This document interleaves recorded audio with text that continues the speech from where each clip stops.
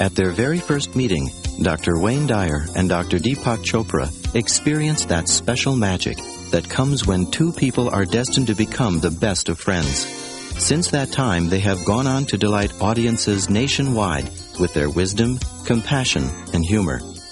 Even though they were born on opposite sides of the globe and grew up in very different cultures, Dr. Dyer and Dr. Chopra evolved along similar paths. They both earned doctoral degrees, Dr. Dyer in counseling psychology, Dr. Chopra in medicine, and they embarked on successful careers in their chosen fields. However, like all great thinkers, they soon realized that they had more to offer than was available in the confines of established doctrines. Setting out on their separate journeys, they explored concepts and ideas ranging from the texts of ancient philosophies to the latest scientific advances. Today they have emerged as world leaders in the fields of self-development and mind-body medicine. These best-selling authors have brought us The Sky's the Limit, You'll See It When You Believe It, and Real Magic from Dr. Dyer, and Quantum Healing, Perfect Health, and Unconditional Life from Dr. Chopra. They have separately authored many audio tapes and have appeared on major television and radio shows worldwide. Recently, Dr. Dyer and Dr. Chopra met again at the Church of Today in Warren, Michigan, to create a very unique event that Quantum Publications is now pleased to offer you. The program begins with individual talks by Dr. Dyer and Dr. Chopra and concludes with a highly entertaining interaction between these two great minds. This tape series is dedicated to the memory of Reverend Jack Boland, a great friend of mankind and a true believer in living beyond miracles. Now let's join Dr. Wayne Dyer.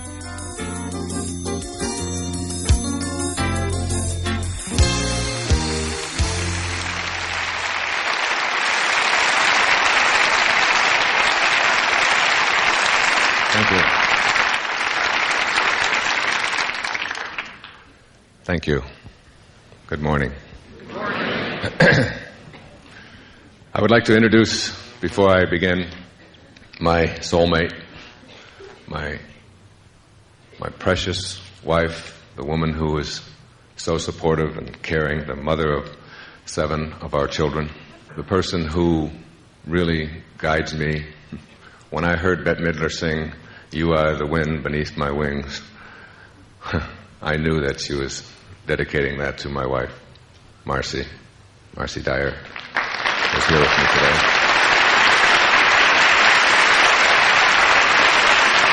I love you.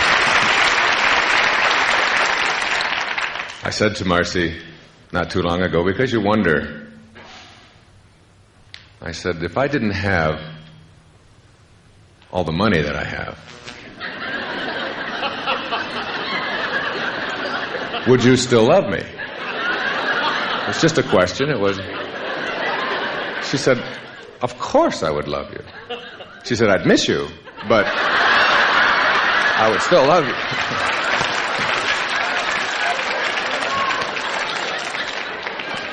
No, she didn't really say that.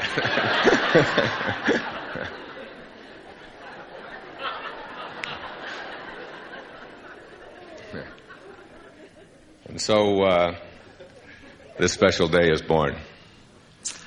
A day that I've dreamed about for a long time. The way that Deepak and I came together is really an intriguing story to me. It's really an example of what the message we both have in our books and tapes and our live performances around the world.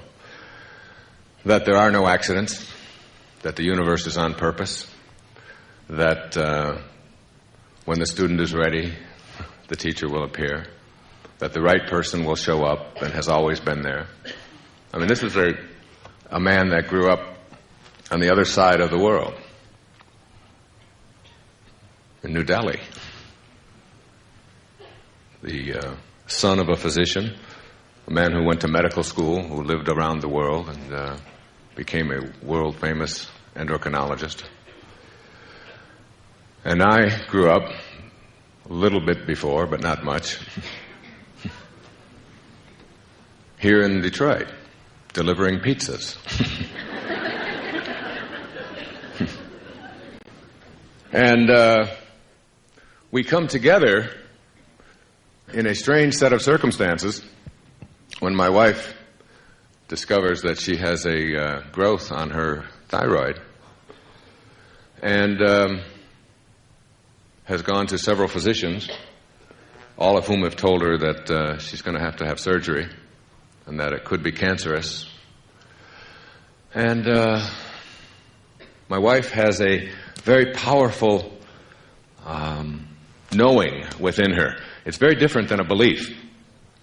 It's beyond believing. It is. I've seen her do it in giving birth to 5 of the births of our children. I was there, and I watched her go into another state of consciousness and literally become some other human being as she went through this process of, without ever complaining, without ever whining, without ever asking for any medication or any help, using this very powerful inner source and teaching me how to go along there with her to do it. I've seen her do that, and I knew that she had this knowing when she was told that she had this growth. Now, I had heard of the name Deepak Chopra as just a funny Indian name.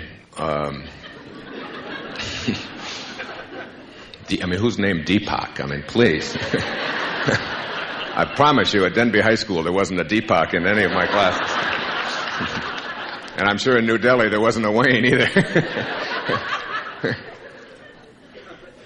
And so I called the people at Nightingale Conant who produced my tapes, and I said, I would like you to send me the best tapes that you can send on self-healing. And they said, well, we only have one that constitutes the best. And they sent me Magical Mind, Magical Body. And I listened to them that day. And I turned them over to my wife. And she listened to them.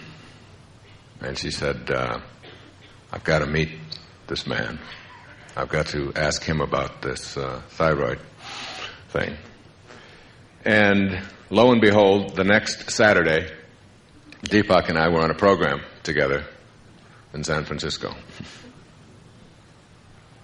that Louise Hay has been putting on, Visions of the Future.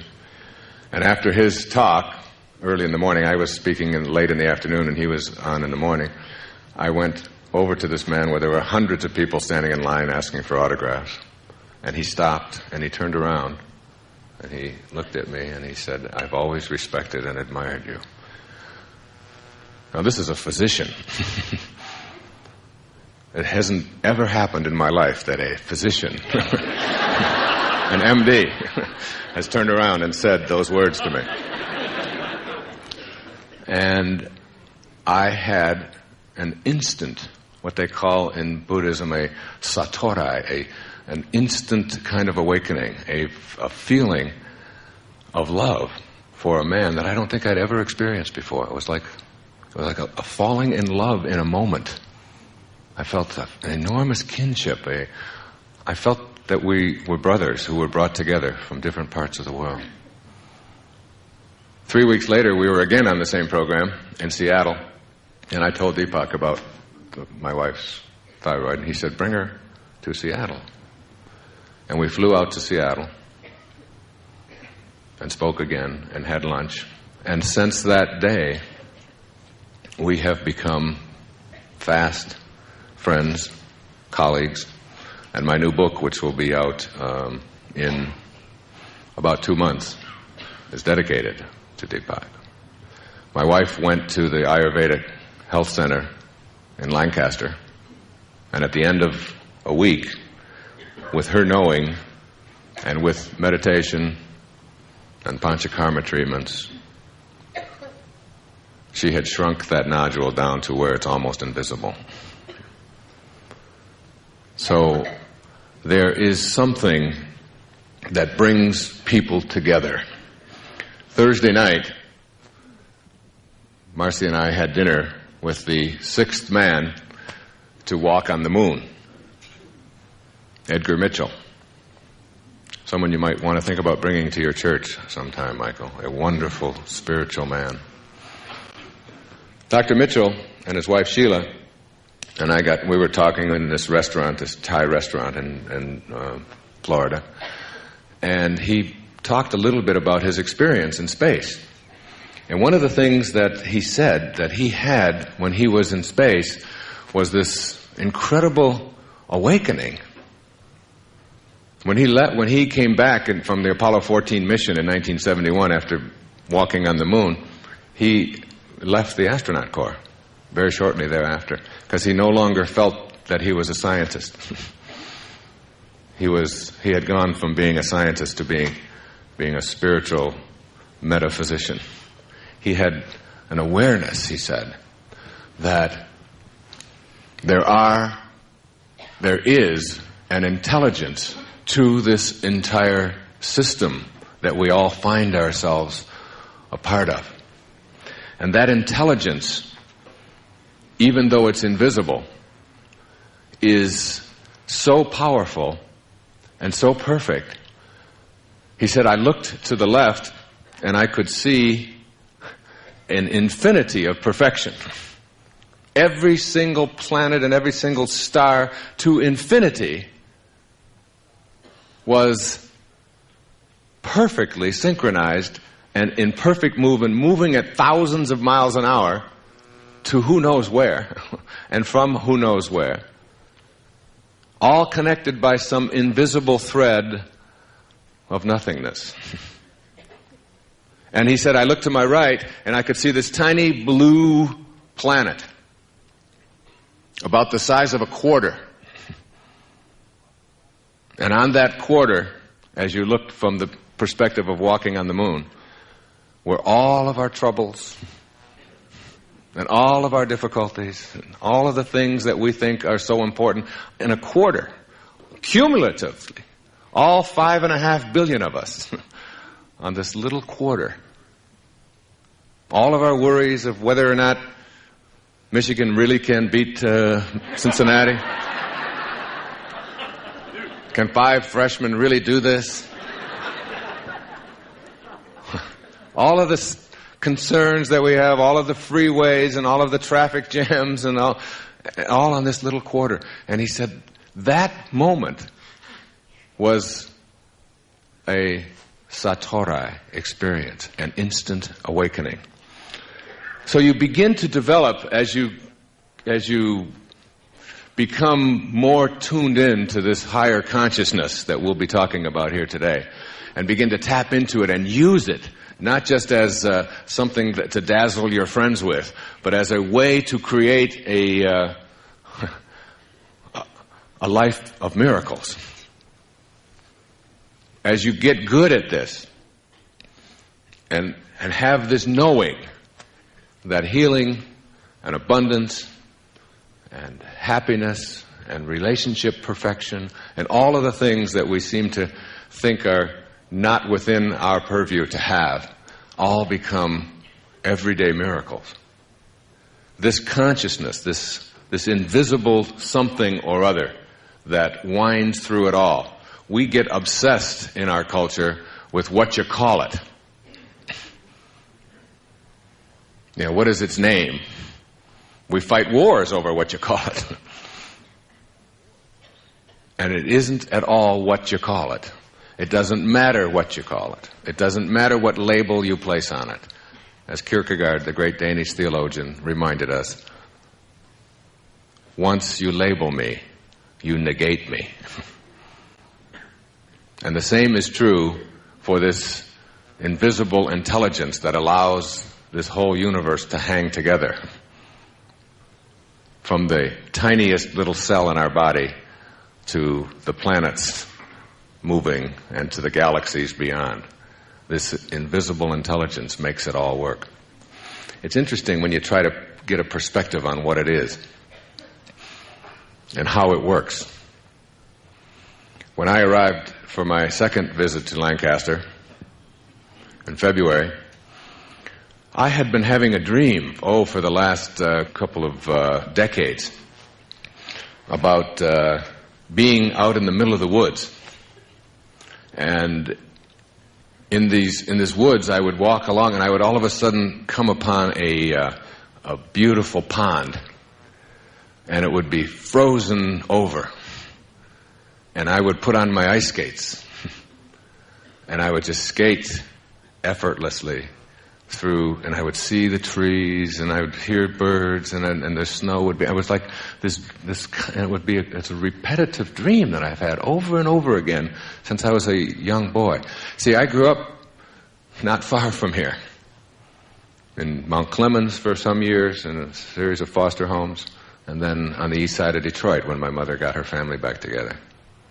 And after I would deliver the Free Press in the morning, this was after the Times folded, I would then go over and play hockey. And I played hockey almost every day after school and on weekends down on the Detroit River. I really loved to do it, and I was a defenseman, so you really get good at skating backwards and gliding. And when I watch the Olympics, I can do all of those funny little axles and double twists and all of that stuff that they're doing. And skating is just like a way of life with me. I mean, I can feel myself doing it and gliding through there. But the last time I had ice skates on was 1958. 1958, the year I graduated from high school.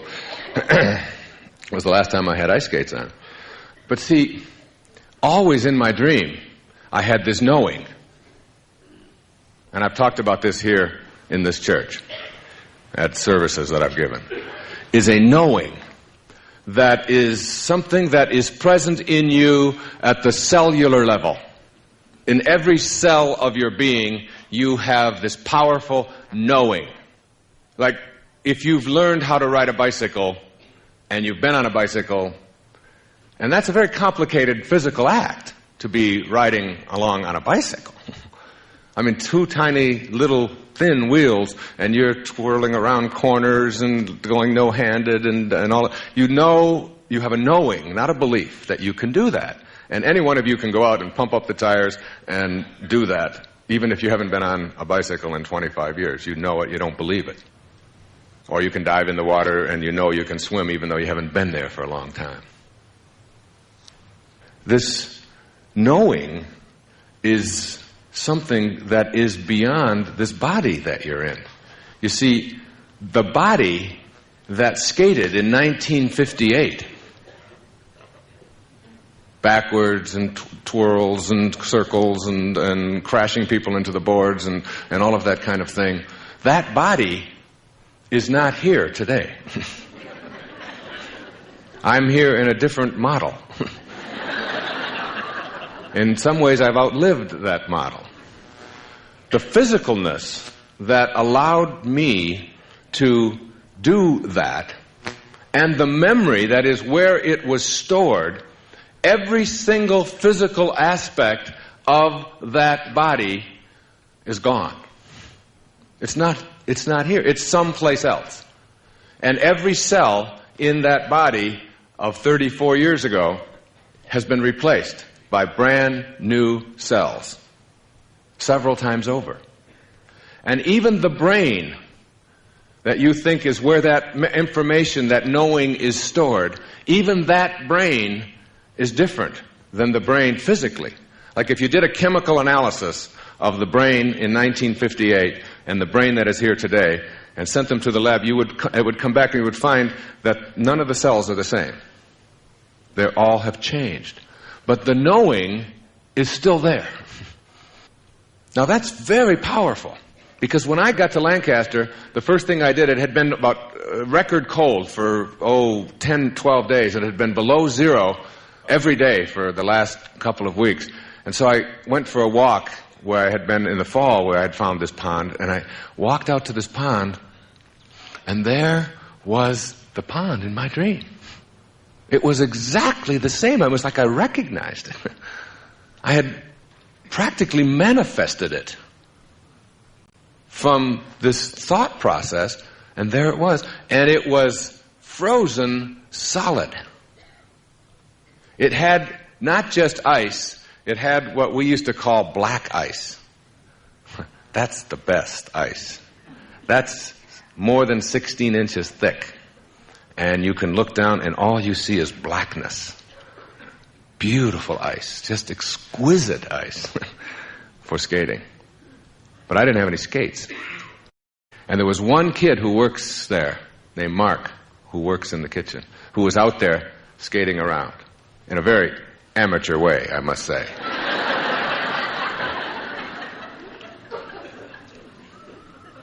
So I said to Mark, I reached into my pocket and I gave him some money, a lot of money.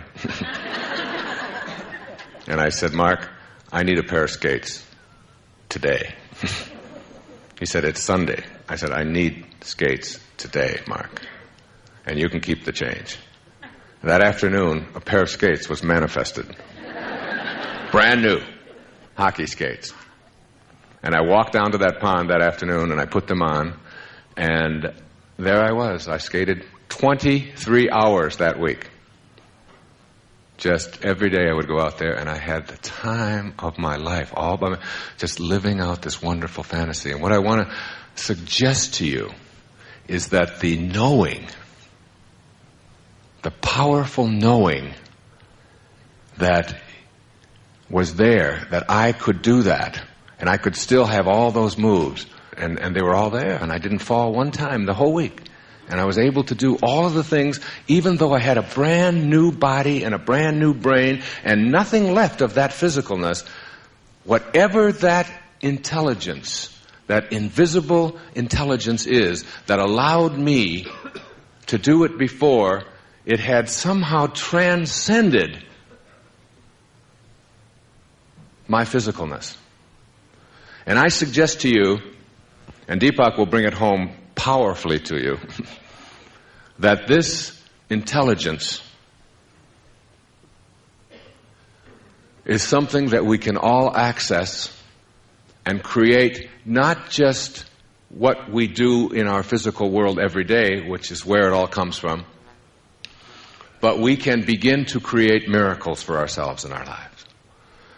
Aldous Huxley, in the Perennial Philosophy, he talked about 3 things that all ages of man and all civilizations since the beginning of time all have had in common about what I'm talking about here this morning. All ages, all civilizations, from the ancient cavemen and their totems to the African traditions, to the New Guinea traditions, to the European and the Eastern traditions, and the Indian and the Japanese tradition. And these are people and places that have never intersected with each other in a physical way. All of them have had what Huxley called 3 things they have in common. If you look at the philosophers, the people who have spoken for their people at that time, they've all believed that there is an invisible intelligence beyond the world of the changing. All ages of man, somehow, their most enlightened beings know this. There is an invisible world beyond the world of the changing. Number 2, all ages, all civilizations who've never intersected with each other have all believed that that invisible intelligence is a part of every single human being. All ages. That it isn't something that is some people get and some people don't. It excludes no one. And 3, all ages of man have known and believed that the purpose of life is to discover God, or to discover whatever it is that you want to call that invisible intelligence that suffuses all form in the universe and allows not only you to take notes and to ice skate after 34 years of being away from them, but it allows the flowers to grow, and it allows the planets to align, and it allows the whole thing to exist. So if you want to call it God or soul or spirit or consciousness or Ralph, it doesn't really make any difference what name you put on it. It is not what you call it. It is in every one of us. We all have it. We couldn't be here without it. See, you will discover, as I discovered when my grandmother died, that when they weighed her just before her death at the age of 94 at Henry Ford Hospital, that she weighed 133 pounds. And then after she died, and there was this package, this container left that they were preparing to embalm. It wasn't my grandmother. It was now just a package. That it weighed 133 pounds as they waited for the death certificate. Powerful metaphor there for me in that moment was that whatever it is that constitutes your very life, it doesn't weigh anything. When life leaves the package that you showed up in, the package weighs the same. So your life is something other than the package. And when you get that, you understand that who you are is really this soul with a body, rather than this body with a soul. Or as I said, and you'll see it when you believe it, you're a human being. You're not a human being having a spiritual experience. You're a spiritual being having a human experience. But the quality of that human experience is dependent upon how able and willing you are to make contact with that invisible intelligence that suffuses you and all form in the universe, that is independent and outside of this physical form that you showed up in. This physical form that you showed up in was all handled for you in a split second. All handled in this infinitesimally tiny speck. In this little speck, when two little drops of human protoplasm collided, everything you needed for your form was handled for you. And you can't even begin to comprehend it. A heart starts beating inside a mother's womb 6 or 7 weeks after conception. And it's a complete and total mystery to everyone in the scientific world, in the medical world, and the only people that even have a grasp on it are the poets. Whatever that something is, that invisibleness that allows you to be, what I want to suggest is, we'll call it, just for the purposes of my presentation here this morning, we'll call it awareness. Pure awareness. Because it's also a term that Deepak uses. You see, if you go back 200 or 300 years and look at how our current, say, theology and psychology and sociology and our views on humanity have evolved, they really have evolved from our scientific positions that we have taken. If you go back a few hundred years, the whole world was enamored of what is called Newtonian physics. And in Newtonian physics, they had a postulation that there was the world of matter, the physical world, and that we are made up of this physical world. And this physical world has got building blocks, and that the smallest building blocks of the physical world were these things that they called atoms. And these atoms had within them electrons and neutrons and protons. You studied all of this stuff in physics. And that was it. The physical world, the building blocks of the physical world were these things, because that was as far as we could go. And so there was the physical world, made up of atoms. And then there is the non-physical or the non-material world. And that is over here. And since it isn't made up of this stuff here, in order to experience this over here, we had to have something called faith. And we created this faith, this belief that the spiritual world was something outside of the physical world, which was made up of these building blocks, which we could see with our powerful microscopes.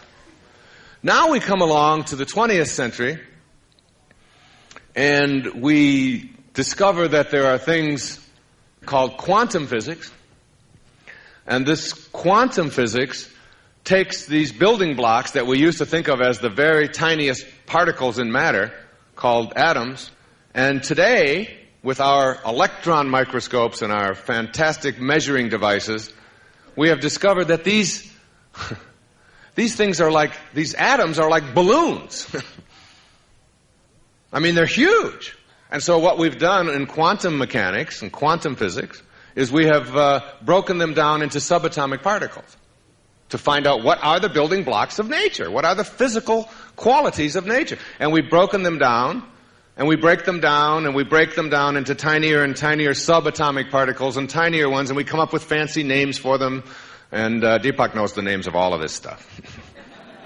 He writes about all of this in a way that you can understand, which is about the only person in the world doing it. And then we discover when we get down and just keep breaking these little quarks and flarks and marks and all of this down into tinier little subquarks, and we find out that the building blocks of nature, as we get to the tiniest particles, that there's no more particles. That the stuff that we're made up of is not something outside of us, that at the very tiniest levels, these things that we used to think of as particles are no longer particles, but in fact are pure energy or pure awareness, and that physical and spiritual are not separate from each other, but in fact are connected, and that the very thing that we used to think was outside of us and something that we just had to have faith in order to experience our spirituality, we have now discovered scientifically that it is the same. It is us. That particles at the subatomic level don't behave like particles. That they're all connected. That there's some kind of invisible force at this tiny microcosmic level that connects everything. And that in physics, if you take an atom and you take the electrons in an atom and you start aligning them and manipulating them, and you get enough of them in a line, after you reach a critical mass, all the rest of them align magically. Some kind of force is there when you get to what they call this critical mass number. If there's, let's say there's 100, if you get to 20, 25, the other ones stay out there, you get to this critical mass, boom, all the rest start lining up. And they call this in physics, they call it phase transition. Now, isn't it interesting to speculate that if we are made up of these things, that in fact, as is the tiniest part of us, so is the cosmos, so is the external, all the intelligence that's within each cell, which is what Ayurveda teaches, is also outside of us as well, and that if every atom within us has that force to align itself, that maybe, just maybe, the same thing is happening right now. That if enough of us individual atoms, called Wayne and Deepak and Marcy and Sally and Bill, begin to align in a certain kind of way, that this thing that Carl Jung talked about, this collective consciousness, is something that we can begin to prove with our physics. You know, it was only 40 or 50 years ago, back in the 50s, that you would ask a scientist, do you believe in God? And they would say, of course not, I'm a scientist. Now you ask a scientist, do you believe in God? And 95% of them will say, of course, I'm a scientist.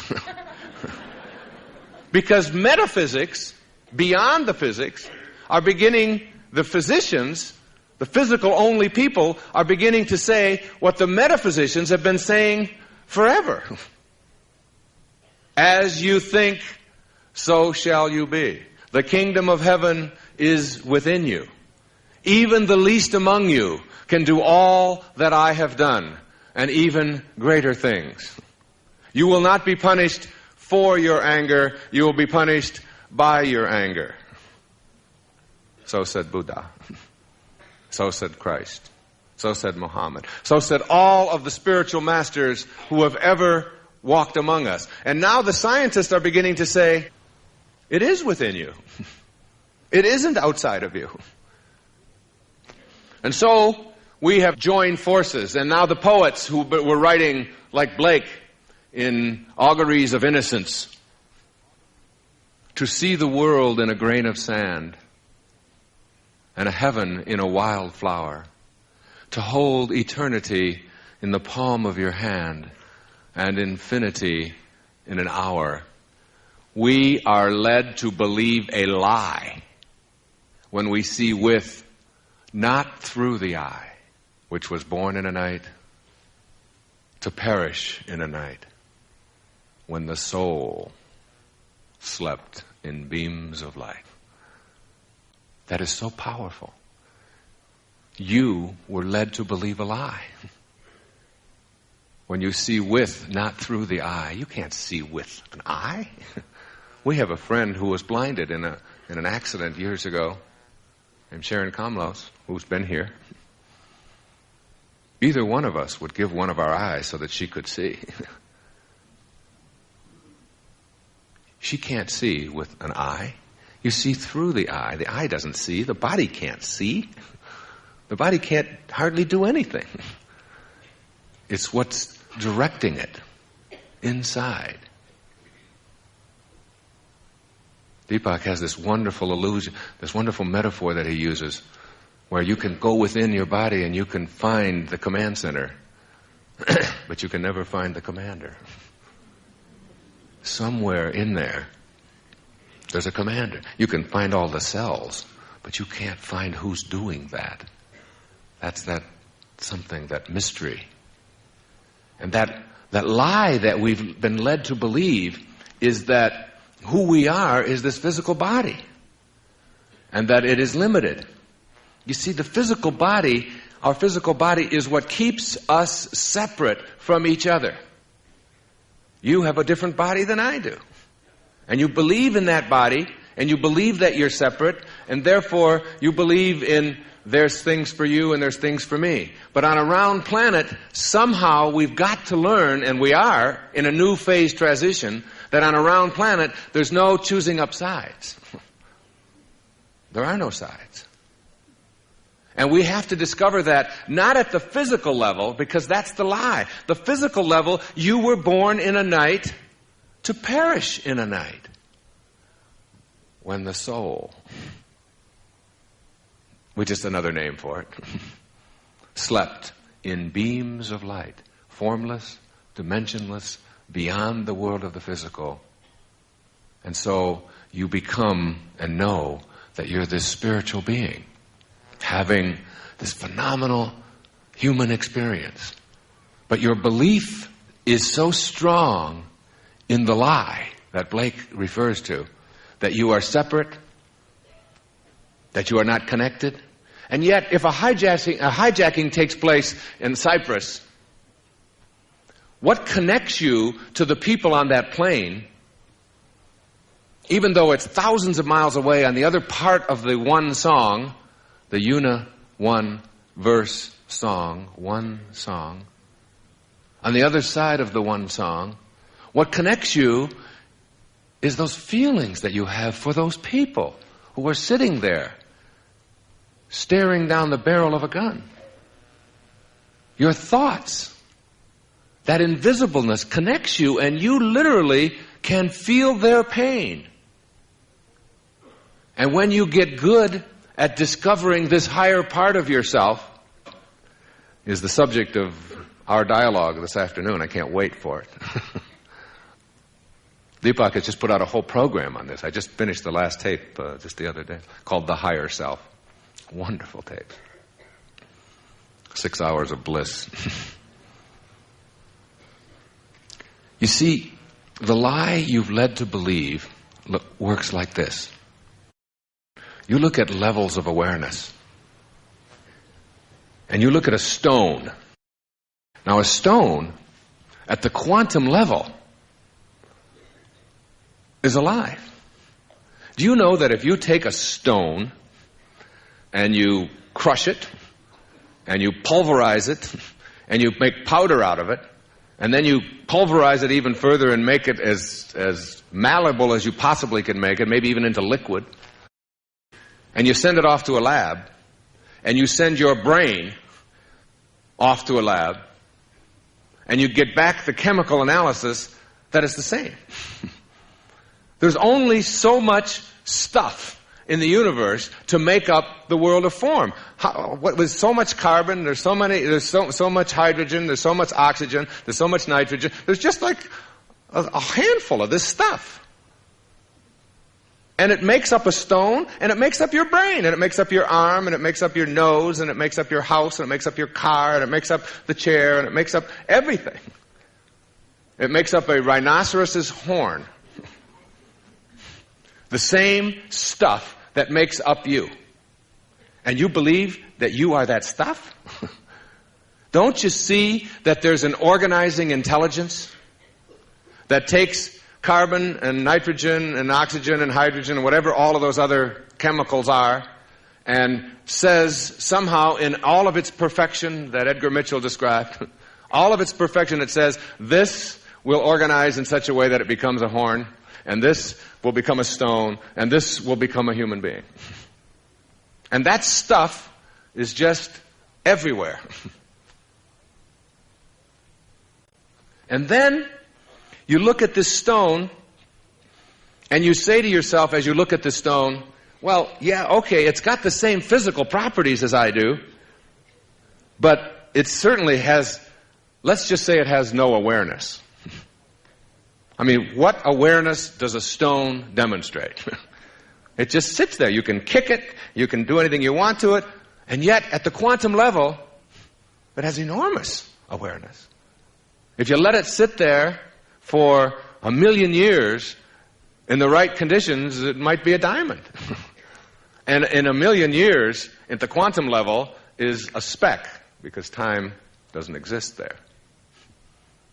Time is just, George Carlin defined it, because we can't as scientists. So you need the poets and the comedians. He said, time is nature's way of preventing everything from happening at once. But you know, to a quantum physicist, that's not funny. And you know why?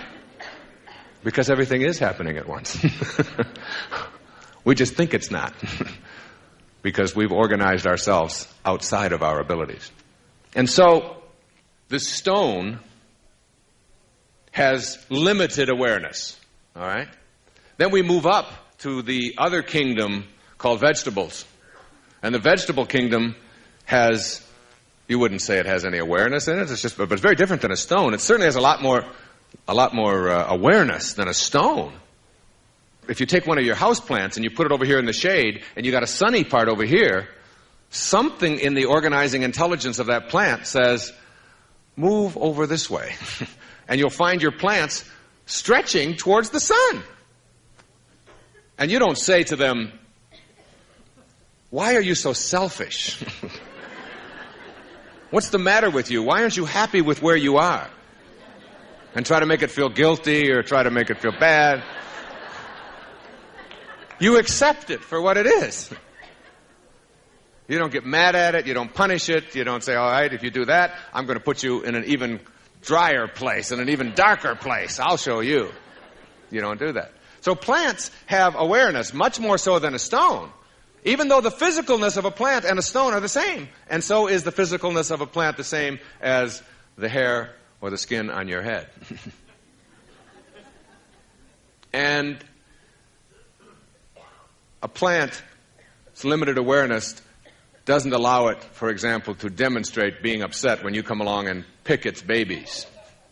You know, you take its little baby tomatoes away. It doesn't say, oh, I went through hours of child labor. How can you do this to me? And I've been shading these little tomatoes all this time, and now you're just going to take them and slice them up, and you know, it just lets you do it. Until you come up to the animal kingdom, which is the next level of awareness. And in the animal kingdom, there's much, much more awareness than there is in the vegetable kingdom. I mean, you see animals caring for their young, and you see them migrating, and you see them swimming upstream, and you see them nesting and looking for the right place, and finding mates, and taking care of their offspring. You see all kinds of new awareness in the animal kingdom. Most of it is just based on survival, on just sort of getting along. On handling itself, isn't it?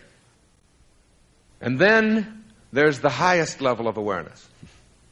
There's human beings. Animals? Yes. Same physical properties as a stone. And yet, within us, as all ages of man have said, is this organizing intelligence that allows us to go beyond our physicalness, our animalness, if you will. But we are led to believe a lie. And the lie that we're led to believe is that there are limits. You had them foisted upon you from the time you were very little. And it is only in recent years, with the understandings of quantum physics and quantum healing, that there are no limits. And the evidence for it is what's going on in the world today. The fall of dictatorships, the presence of a man who was imprisoned for his views just a few years ago, now being the president of Czechoslovakia, Václav Havel. Lech Walesa being the president elected of Poland when a few years ago he was incarcerated for his beliefs. The fall of the Berlin Wall. A woman in Nicaragua deciding to run against a dictator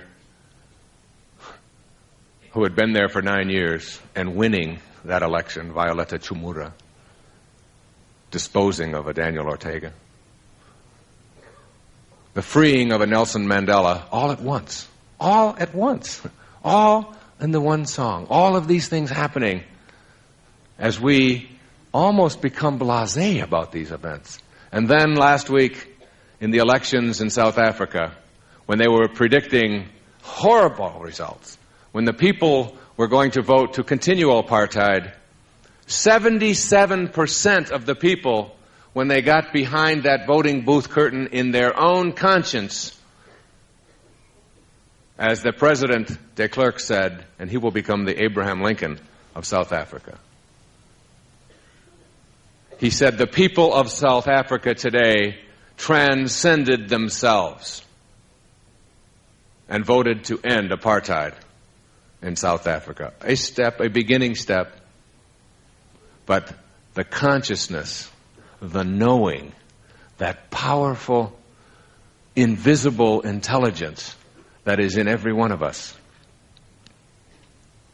can move mountains, can make miracles happen, can get you to a point where you can go beyond all of the limits that you thought were your inheritance when you showed up in this world of form. All of the things that you were told as a young boy or a young girl, that what you can and can't accomplish, what can and can't be healed, what can and can't be accumulated, what we can and can't do, how far we can go, how high we can jump, how much we can make, what we can...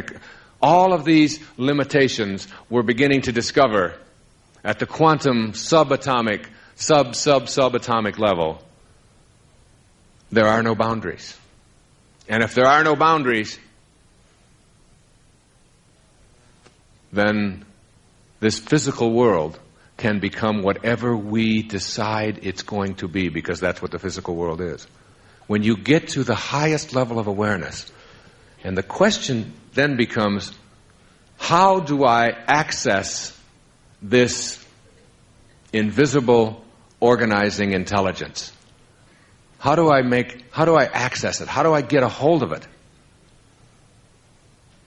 This is how it works. For me, I know of no other way other than through meditation. Now, you can call it what you want.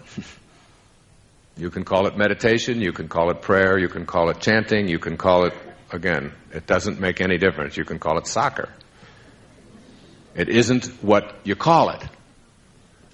But, as Blaise Pascal, the French scientist, said, all of man's troubles stem from his inability to sit quietly in a room alone. All you have to do is learn how to sit quietly in a room alone to access this highest level of pure awareness that is there. And when you access it, you begin to discover that you're not alone. Meditation, going within, leaving the chatter level of your mind and going deep within, what it does is it shatters the illusion of your separateness. you begin to realize that you're connected. The connection is not physical. The connection is metaphysical. The connection is not in form. The connection is transform, beyond form. When you get that, and you go to this level, first when you start this, you discover how slimy your mind really is.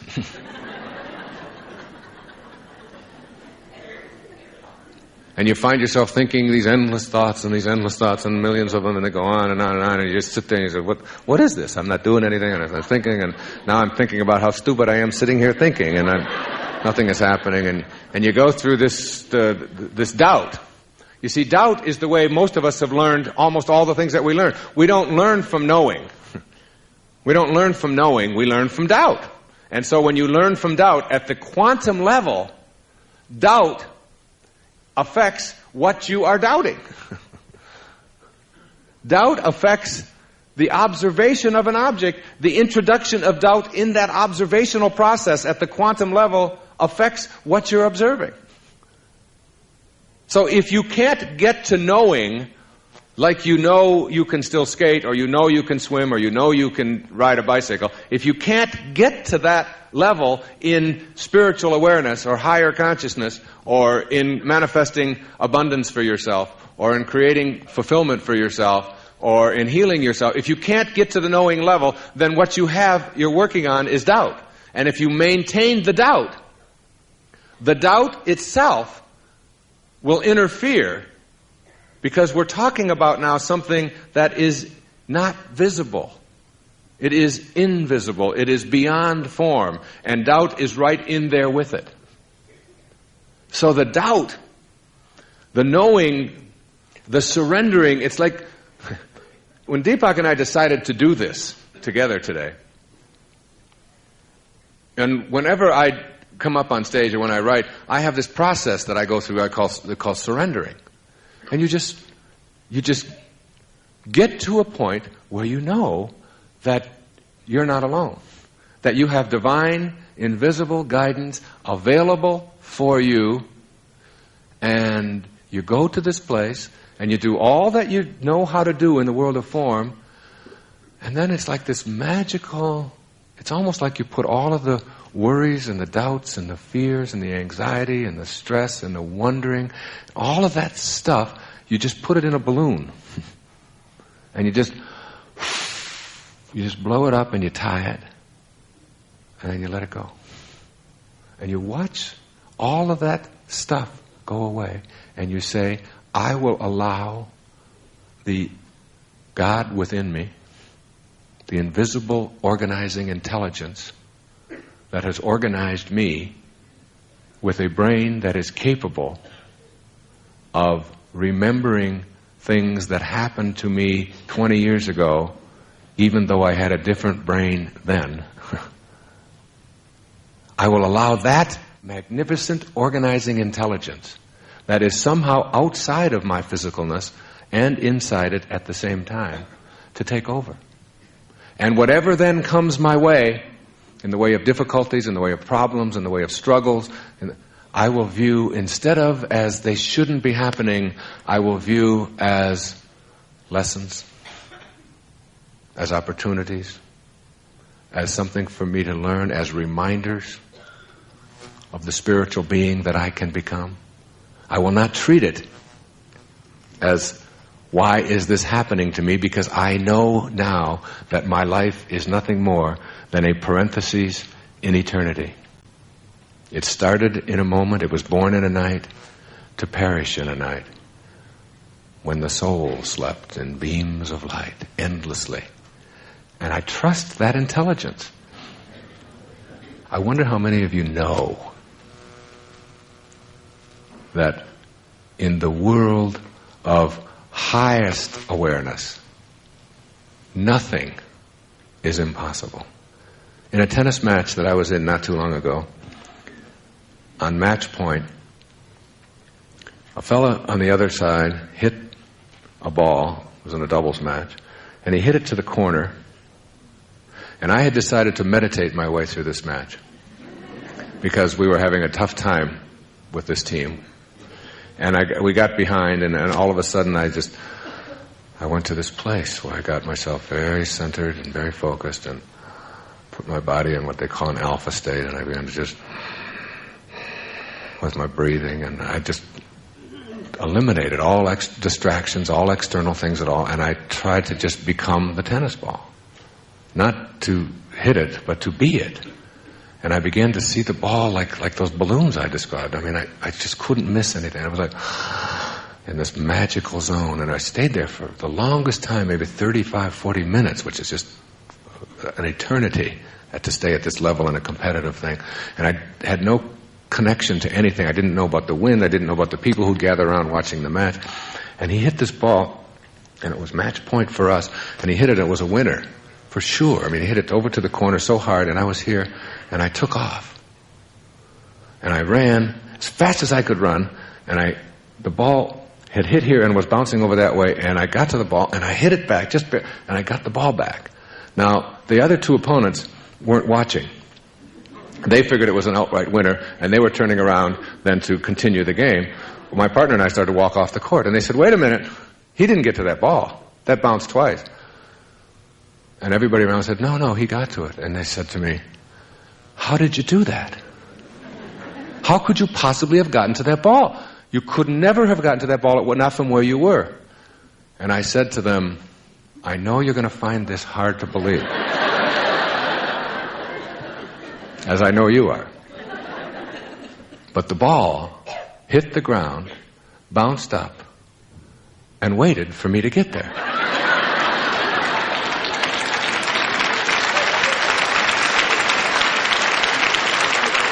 Now, it has never happened to me before. It's happened twice since. But it had never happened and I play tennis almost every day. It had never happened to me, and I was as flabbergasted as they were. First of all, that I even took off for it, because it was in Hawaii and it was very hot, and I was like, what am I doing this for? As I was going for that ball, I saw it sitting there. And I was the ball. I was so intent on that somehow my experience of that moment was that it waited.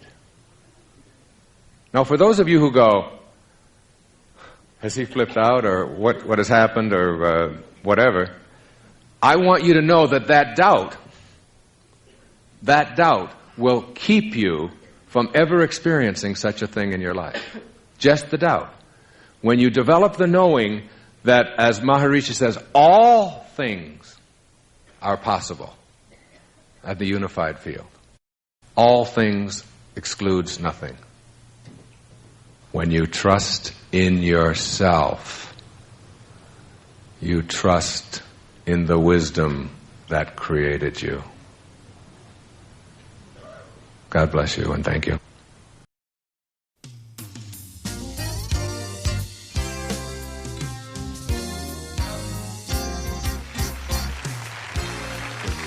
Ladies and gentlemen, one of my best friends in the world, a man I love dearly, Deepak Chopra.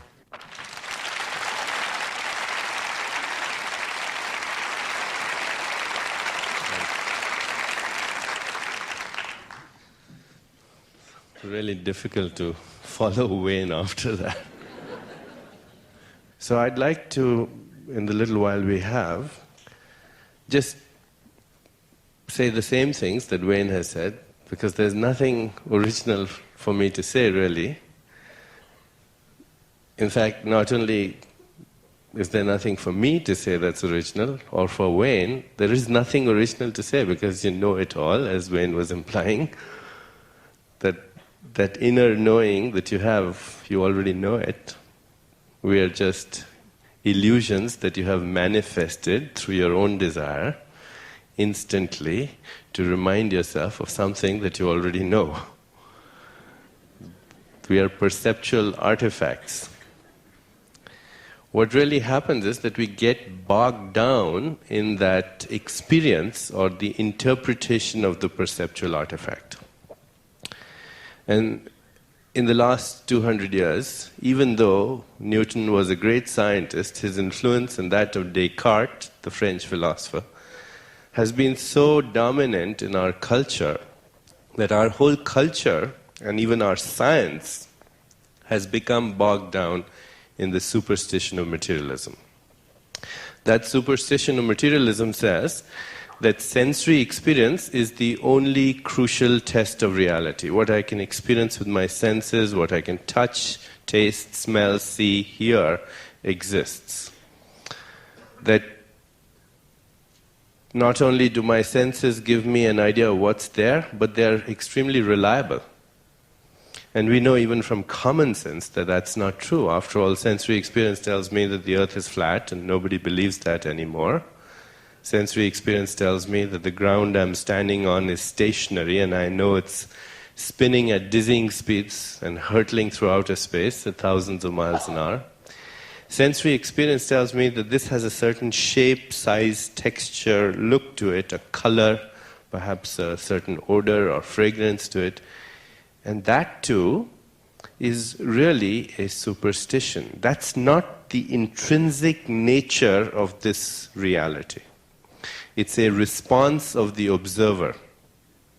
It's a manifestation, as Wayne would say it. It's a manifestation that our collective minds have created. By itself, this is made out of the same stuff as you and I are made out of, or galaxies are made out of, or clusters of nebulas are made out of. This is a response of a certain observer with a certain set of perceptual apparatuses. The human eye, for example, can see only between 370 and 500 billionths of a meter. There's nothing sacred between 360 and 370. But for practical purposes, it doesn't exist for most of us. Take a walk with your dog and you'll see the dog hears sounds that you don't hear. Smells, fragrances, and odors that are totally beyond your perceptual experience.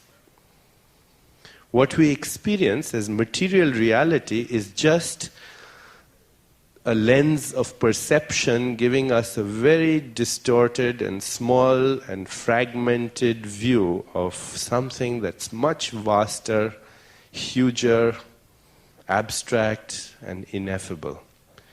The material universe, despite its enormity, despite its hugeness, despite its solidity, despite its physicality, is nothing other than a stepchild of a much vaster, more abstract and ineffable reality. So the question is, what is the real nature of the world? What's it really like?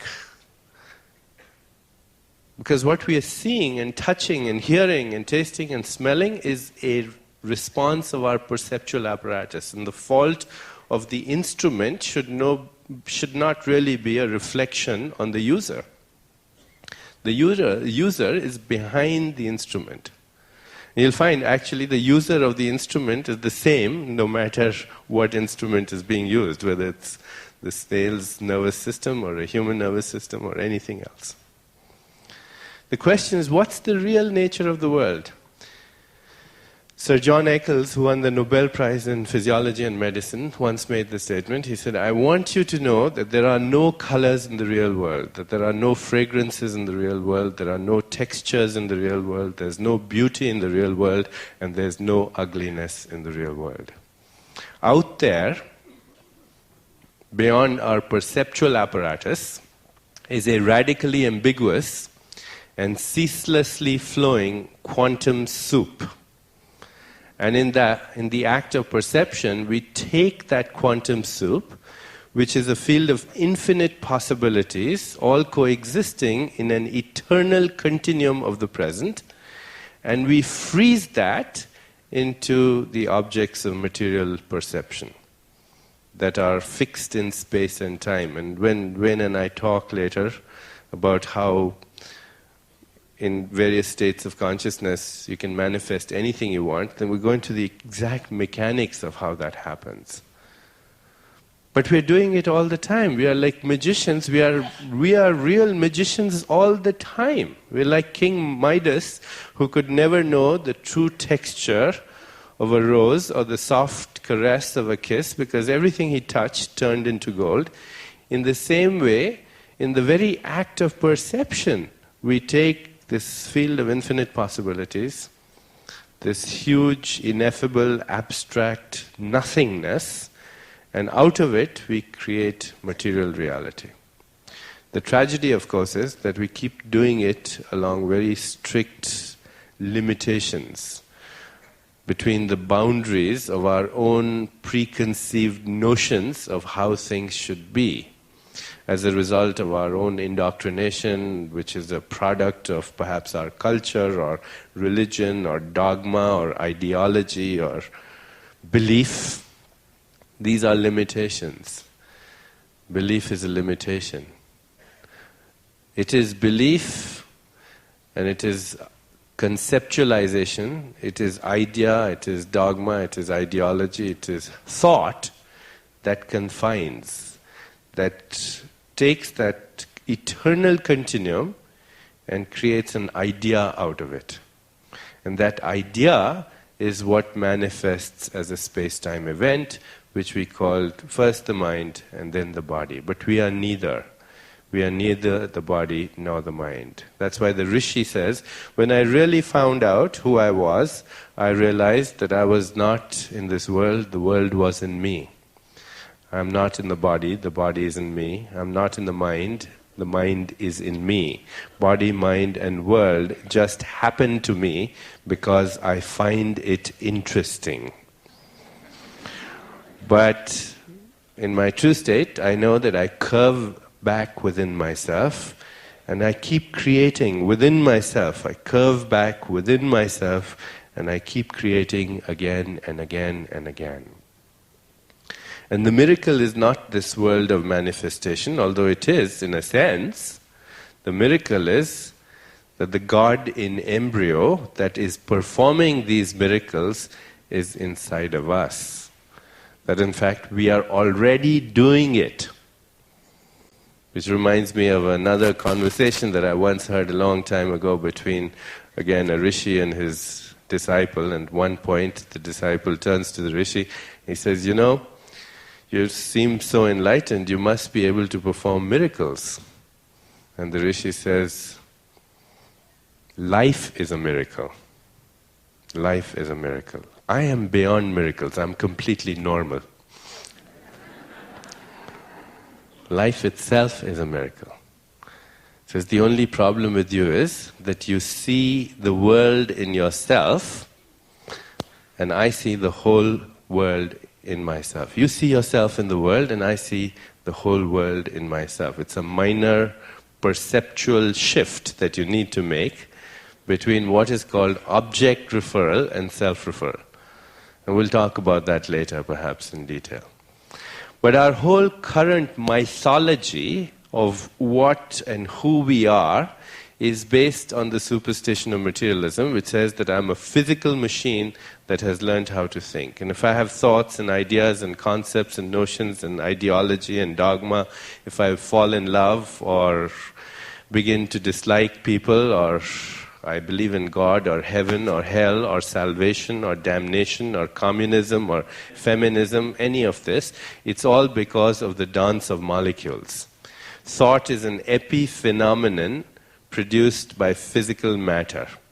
Consciousness is the epiphenomenon of matter. Molecules move around, and the dance of molecules somehow produces this epiphenomenon that we experience as thought. And our whole way of looking at human beings in terms of health or disease, etc., is all based in this whole idea that if this is a material body, then we can heal it only through materialistic means. And today I'm not going to go into the whole notion of how magic bullets came about, how our whole system is thoroughly confused in that it mistakes the mechanisms of disease for origins of disease. And even though we can effectively interfere with mechanisms of disease, unless we realize what the origins of disease are, we will never be able to have the experience of health. Mechanisms of disease can be very effectively intervened and interfered with drugs and surgery and pharmaceuticals. but they're only a temporary measure, because mechanisms of disease are not the origins of disease or of health. Origins of disease and health have to do with understanding life itself, how life manifests through our physiology as process, not as molecules. The processes of eating, breathing, digesting, metabolizing, elimination, thought, sensory experience. We are the metabolic end products of our experiences. Because the body is nothing other than a printout of experience.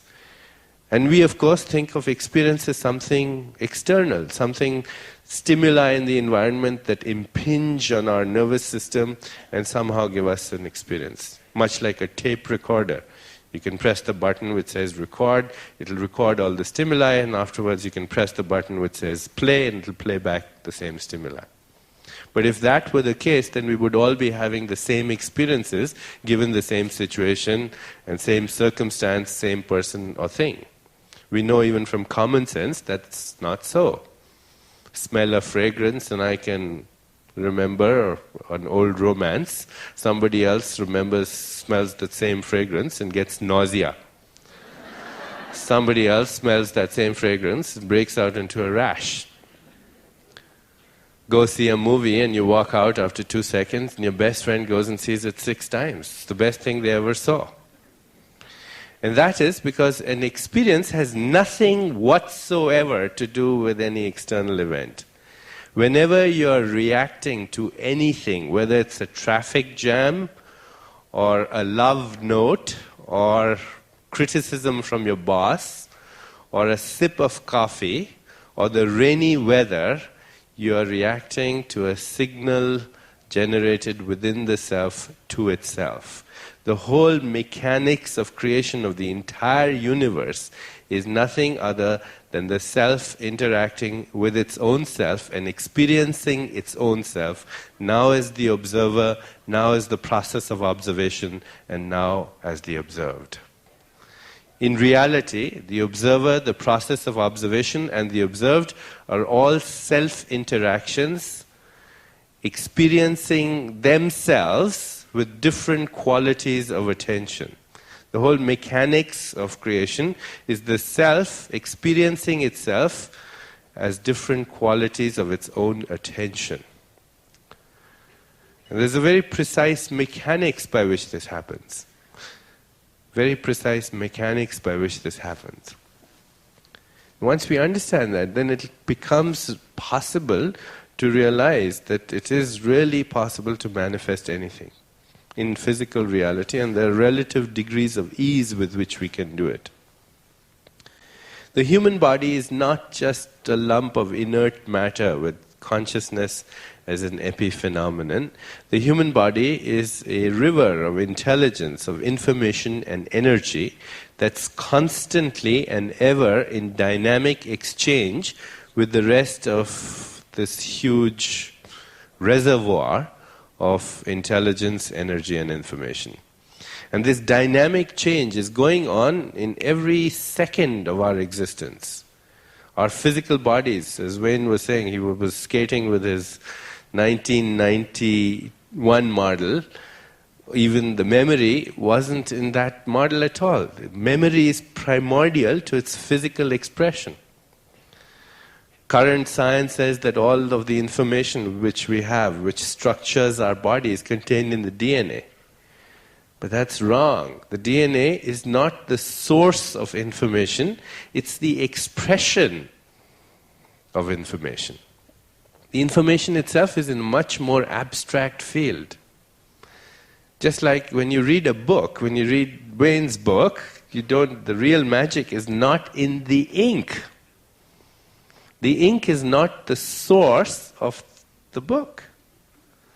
It may be the means of transmitting the information. The information is in his consciousness. And the consciousness is not in matter at all. It expresses itself as matter. It conceives, governs, constructs, and becomes matter, but in itself it's not matter at all. And the human body is a river of intelligence and information, constantly in exchange with this huge other reservoir of intelligence, energy, and information. And you are changing your bodies more easily, more effortlessly, more spontaneously than you can change your clothes. Even the physical bodies that you're using to sit on these chairs aren't the ones that you walked in with a little while ago. You can take a number of physiological processes, just the simple act of breathing. With each breath that you inhale, you breathe in 10 to the power of 22 atoms from the universe. It's an astronomical amount of raw material that comes into your body, becomes your heart cells and kidney cells and brain cells and DNA and bone cells. With each breath that you breathe out, you're breathing out 10 to the power of 22 atoms that are coming from every little bit of your body. You're literally breathing out bits and pieces of your heart and kidney and brain tissue. And technically speaking, we are intimately sharing our organs with each other all the time. Walt Whitman once said, "Every atom belonging to you as well belongs to me." And this is not a poetic metaphor, it's a fact of physiology. Because indeed, every atom belonging to you belongs to me. Here I go, staking my claim on things like pieces of property and mortgages and cars and bank accounts, when I can't even proclaim exclusivity over my physical body.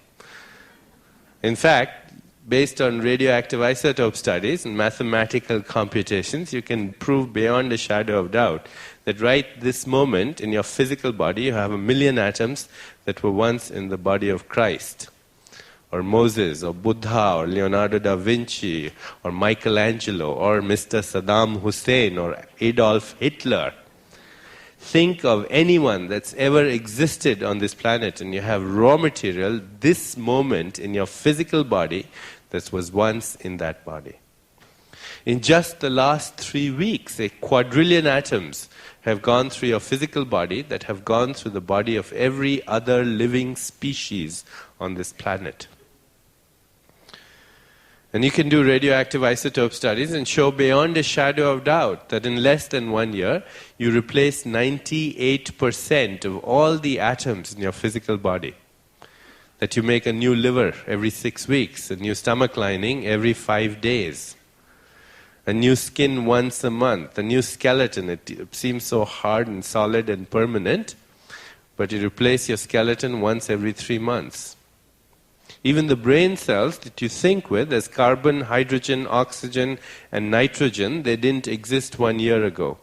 And the DNA, which holds memories of millions of years of evolutionary time, the actual raw material comes and goes every 6 weeks, like migratory birds. And in less than 2 years, you replace your entire body. You want to be a stickler about this and account for the last atom in every little bit of collagen and cartilage. In less than 2 years, you replace your entire body down to the last atom. So if you think you are your physical body, then at least from a scientific perspective, it's a bit of a dilemma. Which one are you talking about? The 1992 model is not the same as the 1991 model. And here I am in Detroit with my 1992 model. And in fact, I did come here a couple of years ago. What's happened to that body that I brought with me 2 years ago? What has happened to that body? It's dead. It's gone. It's recycled earth, water, and air. And so I don't need any further proof of the fact that I'm constantly outliving the physical death of my molecules.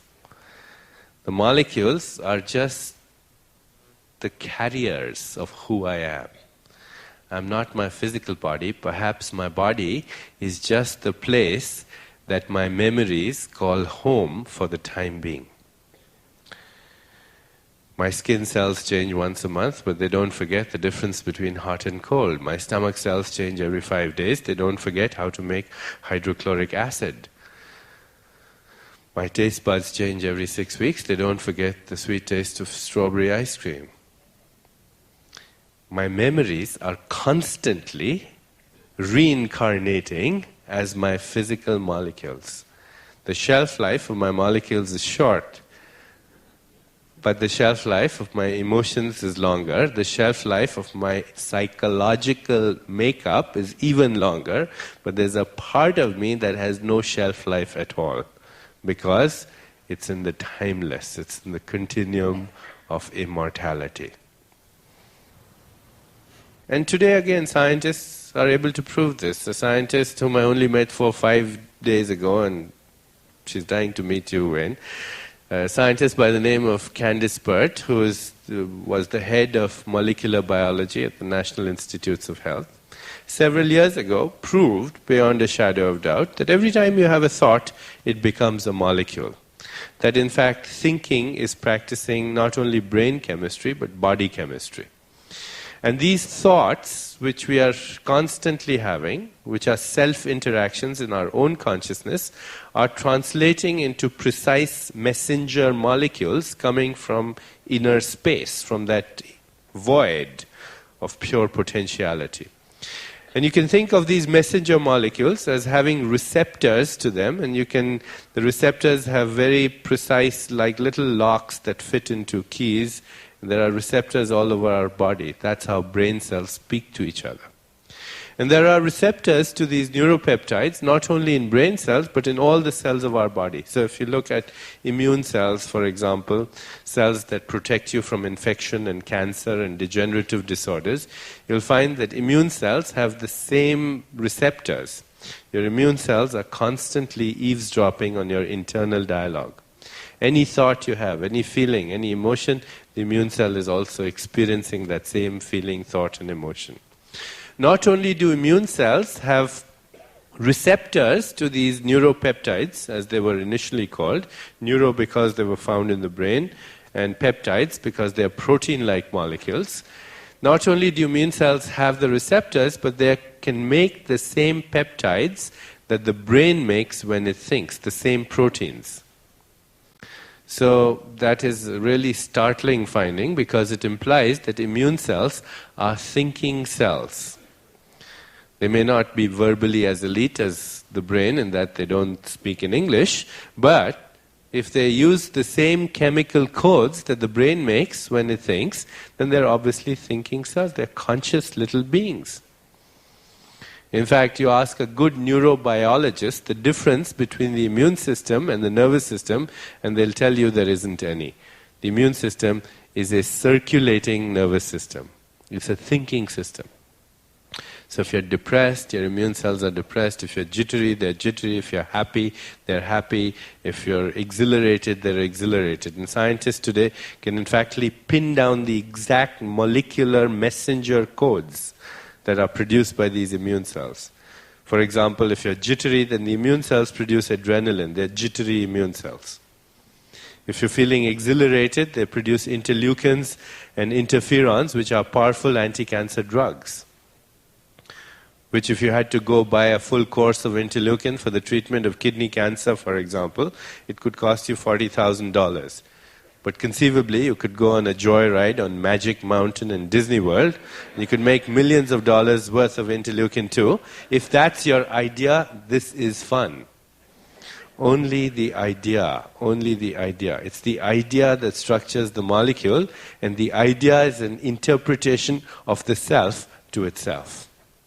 Because there is nothing other than the self. That's why again, the Vedic Rishi says, I am that, you are that, all this is that, and that's all there is.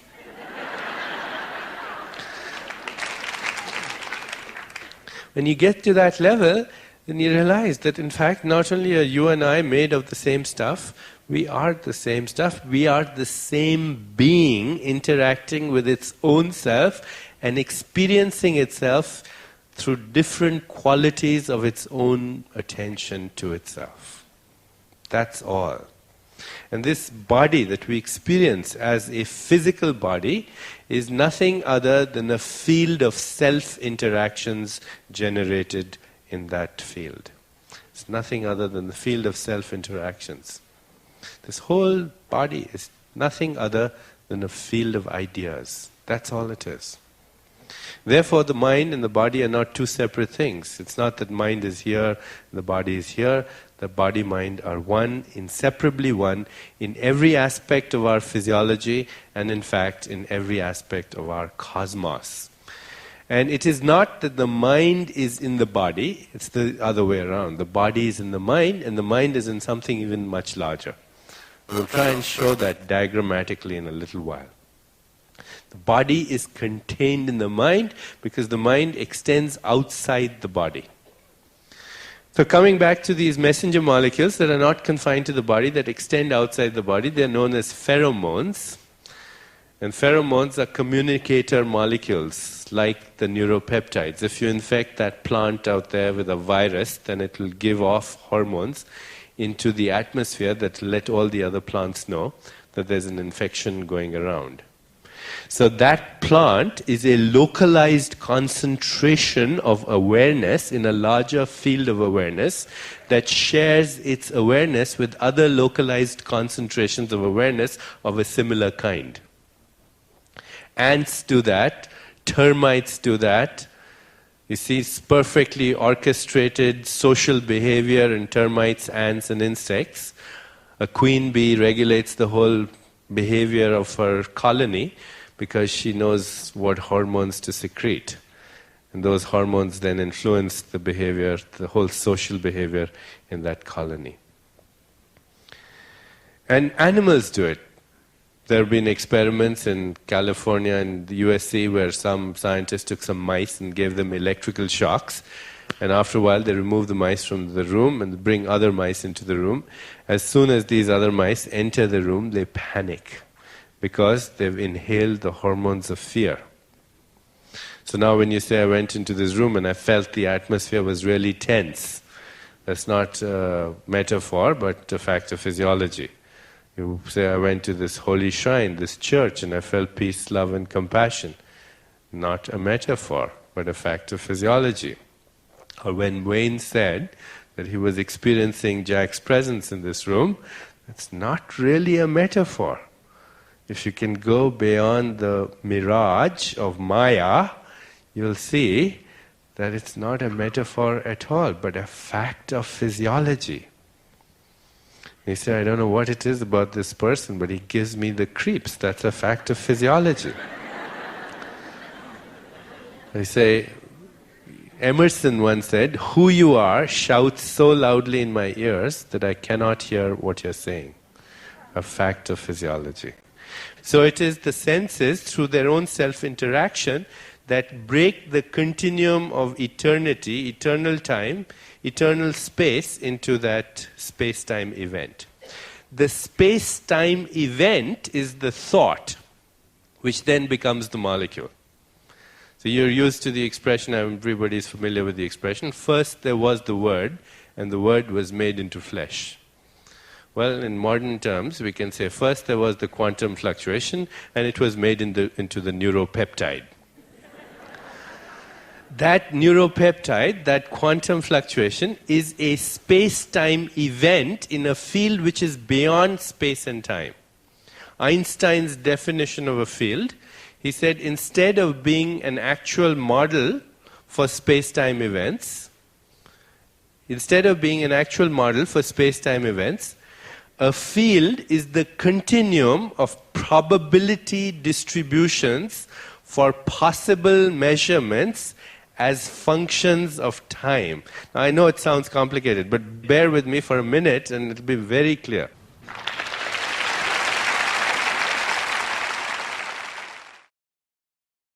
A field is the continuum of probability distributions for possible functions of time. In other words, the field by itself is just pure potentiality. It is the continuum of all possible energy and information states that will subsequently manifest as space-time events. And this body is nothing other than a little flash in the pan of eternity. A space-time event, a quantum space-time event, and the mind is even a further cloud of space-time events. And we are not the space-time events, we are the ones that generate the space-time events, including time. Time is a frequency of self-interaction in that continuum of eternity. How I experience time varies or differs according to my state of consciousness. If I'm having a good time, time flies. If I feel that I'm running out of time, then all clocks move faster for me, and my biological clock moves faster as well. People who constantly use the expression, I'm running out of time, they literally have faster biological clocks. Their heart rates are faster, they have higher levels of growth hormone, glucagon, insulin, etc., and they suddenly drop dead of premature coronaries, they've run out of time. If your internal dialogue is, I have all the time in the world, then your biological clock mirrors that. Or if you're in love, or having the experience of bliss, or if you're watching the stars perhaps, or one day you're listening to some music and it takes you into the timeless, as when you experience the following version of an expression. The beauty of the mountain was breathtaking, time stood still.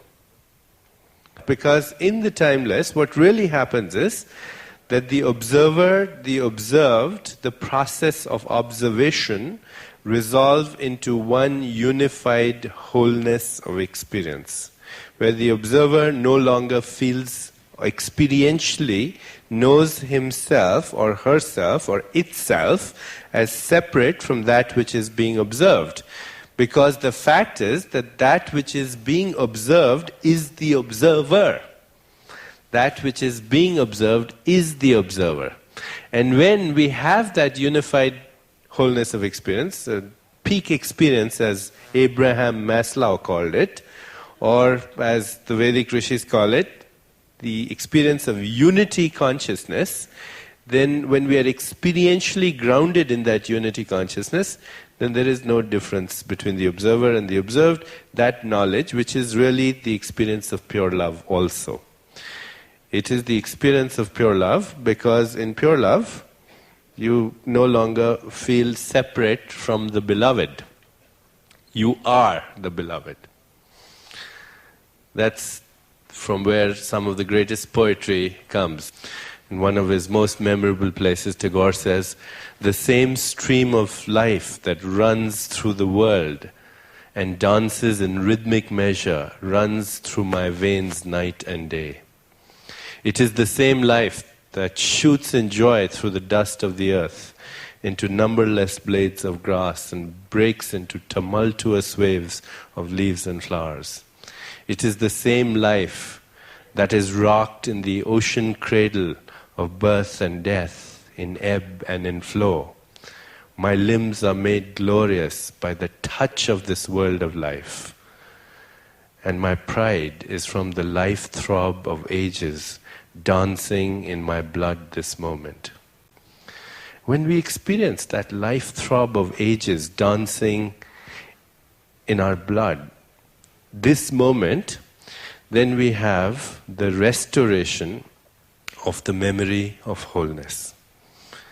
This is the basis of Ayurveda. As is the atom, so is the universe. As is the microcosm, so is the macrocosm. As is the human body, so is the cosmic body. As is the human mind, so is the cosmic mind. It's easy to talk about the cosmic mind in the church of today. But in a scientific conference, we usually don't call it that. We call it a non-local field of information with self-referral cybernetic feedback loops.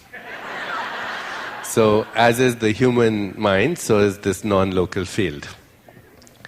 And if all is self-interaction, the immediate question is, who's having this self-interaction and where does it exist? And I want to spend just a little time on this.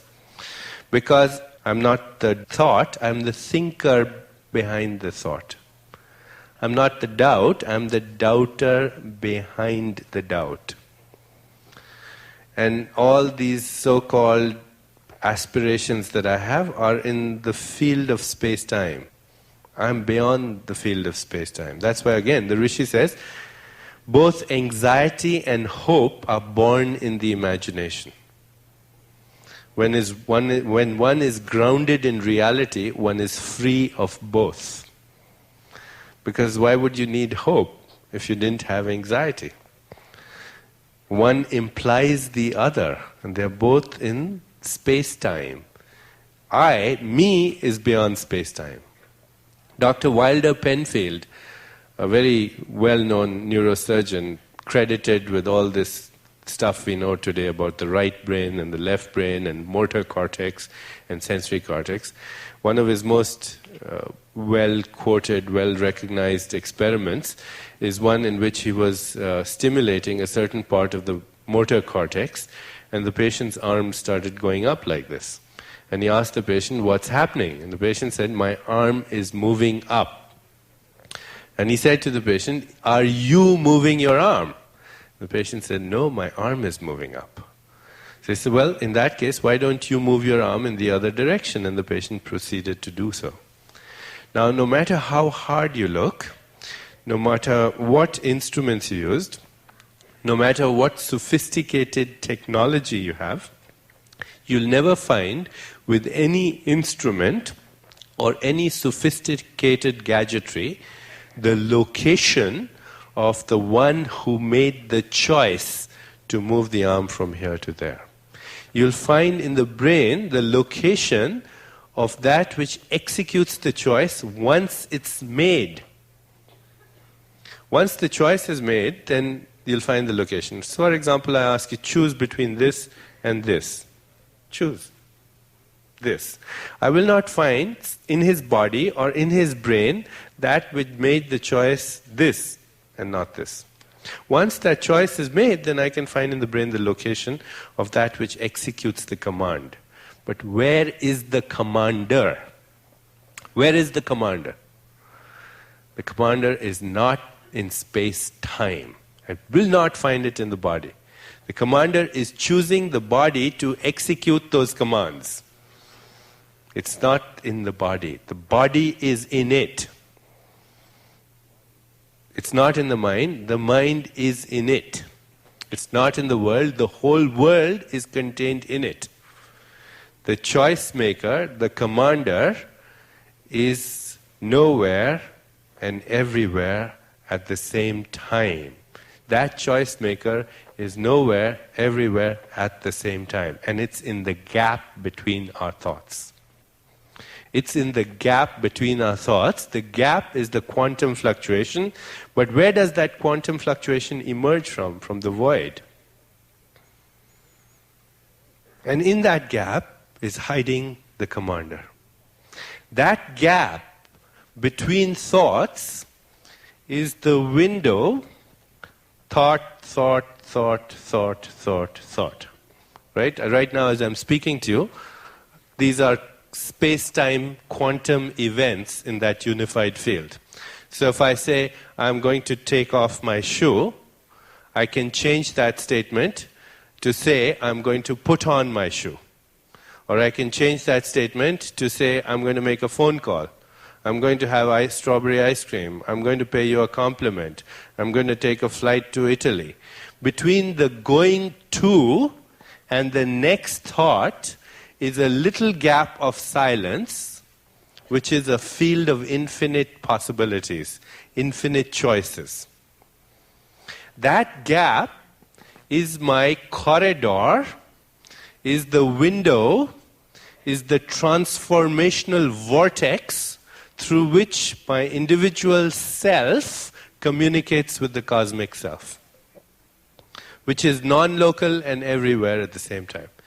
The cosmic mind is whispering to me in the silent gap between my thoughts. And me, my soul, my individual self, is the continuum of these gaps which are interrupted with my thoughts, which are space-time events. And even though this gap is a field of all possibilities, in that there are infinite choices in each gap, I hope you agree, infinite choices in each gap, yet each gap is qualitatively different from the other gap. This is the mechanics. Slip into the gap, have the desire, release the attachment to the outcome, and let the universe handle the details. It's handling them anyway all the time. It's doing that. It's doing that all the time. It's doing that all the time. The earth is spinning on its own axis. It's hurtling through outer space. A human body is connected to that field of infinite correlation. Infinite correlation. Where everything is infinitely correlated with everything else. Any human body is that same field. A human body can think thoughts and play a piano and kill germs and eliminate toxins and digest food and monitor the movements of stars and make a new baby all at the same time. And not only do all these activities at the same time, it correlates all these activities with each other all the time. So that is the mechanics, and higher states of consciousness are nothing other than your ability to go into that gap, because space-time are structured in that gap. Dr. Ellen Langer, a Harvard psychologist who's written a book called Mindfulness, talks about an experiment on aging that she did a few years ago when she advertised in the Boston Globe that she wanted 100 people all over the age of 80 to participate in an experiment. And the experiment was that she took these 100 people to a little monastery outside of Boston, and in that monastery she created an atmosphere, a sensory-rich environment from the 1950s, late 1950s. She had Elvis Presley rock and roll music and Chevy Impalas parked outside, Walter Cronkite reading the news, except he seemed to have pimples on his face. And when he spoke, gave the news, it was about Nikita Khrushchev and Fidel Castro. When they watched movies, it was Alfred Hitchcock. Everything was created from the 50s, the fashions, the dresses, Life magazine, etc. And she said to them, be as you were in the 50s. Be as you were in the 50s. And after 3 weeks, she found that they had reversed their biological markers of aging.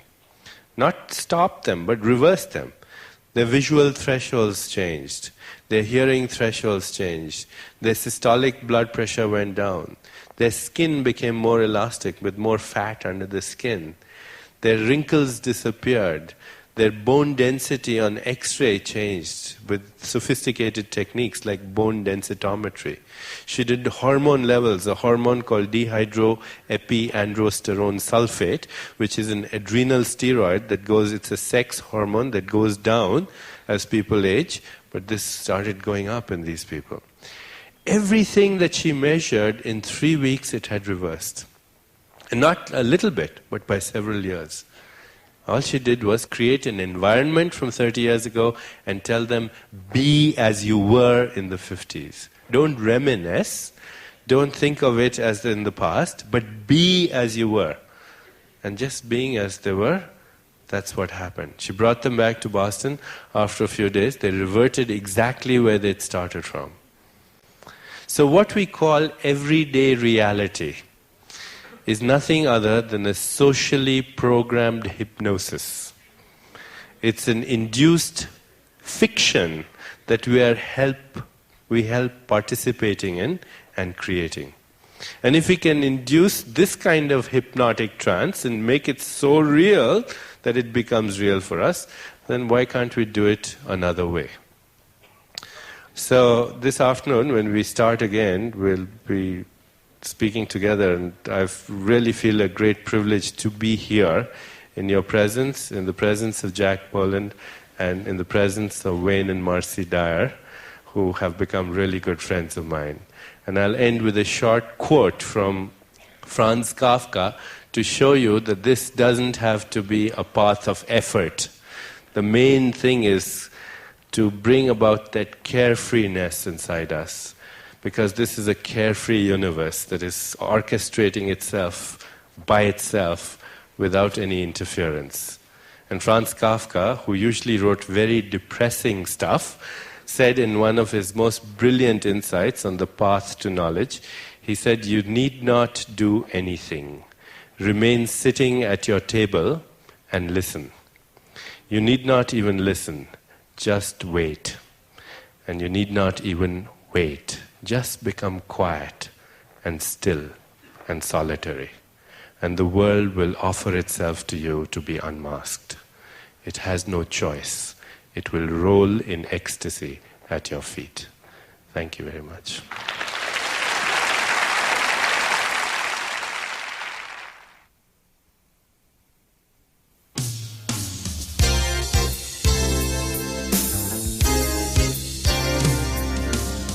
When two extraordinary people sit down and talk to each other, the air becomes charged with a special kind of energy and excitement. Our program continues with just such a conversation. Let's now join Dr. Dyer and Dr. Chopra.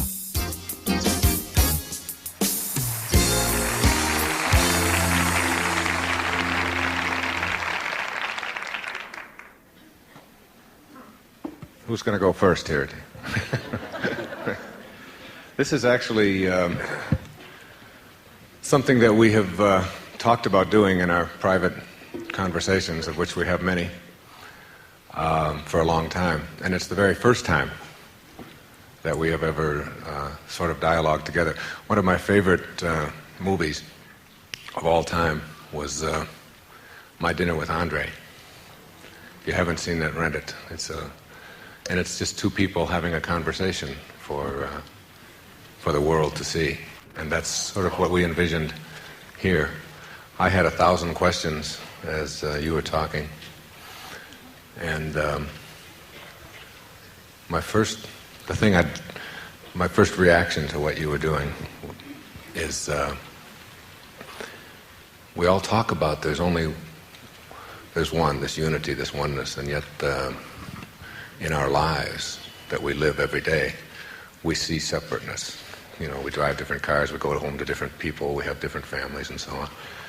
And I remember at our first lunch in Seattle that afternoon, we were talking about the mind-body connection. Somewhere in one of your books you said that, 90% of the doctors do not believe, was it, in the mind-body connection? That was a survey done by the American Medical Association, short for AMA, which you might know what that is. Yes. The junk and, inside of it. they once did a survey of doctors, and apparently 90% of doctors that they surveyed didn't believe in the mind-body connection. And recently I gave a lecture at one of the institutions in Boston, and I won't name it for now. And my brother's a faculty member of Harvard Medical School. And afterwards, one of the other physicians went up to him and he said, "Do you really believe all that your brother talks?"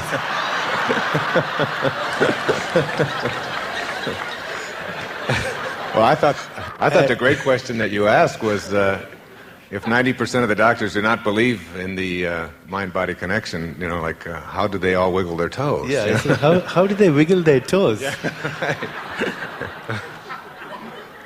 And that's the question. You see, if the same God or intelligence or infinite intelligence, that organizing intelligence, runs through you, let's say, that runs through me.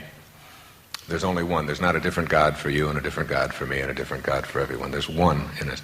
And I know that there's that commander that you were talking about that I can't get a hold of is what allows me to wiggle my finger. Okay? I asked that question, and I ask this of audiences. I know that there's a thought, and then there's a thinker of the thought, and the thinker of the thought says, move your finger, and I'm able to do that, and yet I can never get a hold of what it is that allows that to happen. And if the same God that allows that to happen allows you to wiggle your finger, the question is, why can't I wiggle your finger?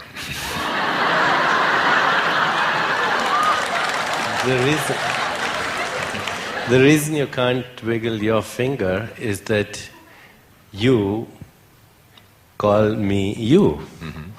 You think of me as somebody other than you, so exactly. You can't wiggle my finger. Okay. See, because despite what we're saying and we're doing here, you still think you're Wayne Dyer, and I still, I'm Deepak. Whereas we're both God pretending to be Wayne Dyer and Deepak. And That's how God plays his game, or her game. Hides herself to find herself. It's just a play. It's like playing Hamlet or anything else. You've got to make the play interesting. So it has to have a sinner and a saint and a victim and a hero. And basically, the sinner and the saint are merely exchanging notes. They're both God. The saint has sinned and the sinner shall be sanctified. But it makes the play interesting. That's why. It's what I suggest and what I think about is what we're conditioned to from the time that we are born and the time we come into form is to believe in our separateness. I mean, that's really what all of the conditioning and education is about. You are you, and somehow you are distinct from me.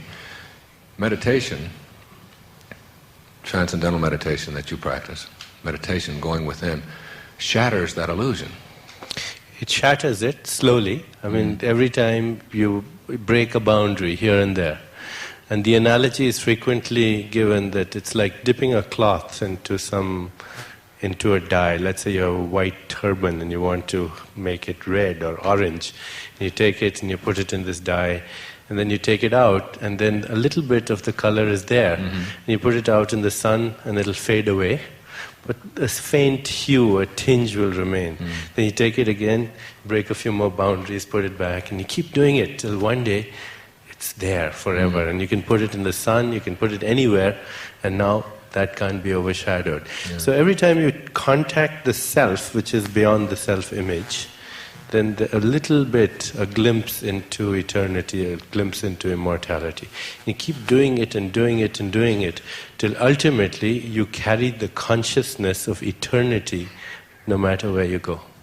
Is there a place where I will be able to go within and wiggle your finger? Absolutely. It's a measure of the degree to which you access the gap. Can I elaborate on this a minute? Let me first of all tell you about a patient that I had 2 years ago, because I got a real good glimpse of this with him. You've heard this story before, and I'm sure some other people who've perhaps read my book have heard it. Bob's 28 years old, and he was repairing an antenna one day, and he touched a wire that he thought was dead, but in fact it was a live wire that had 12,000 volts of electricity in it. So as soon as he touched it, he died. And the mechanism of death is that the current goes through your body and creates ventricular fibrillation. The heart stops. And as it happened, he fell from the roof and fell to the floor, and he happened to fall on his chest with the exact location, precise angle, precise impact to start another electrical current, to defibrillate him. So when I asked him, what happened to you, Bob? He said, God called me, and then he quickly changed his mind. and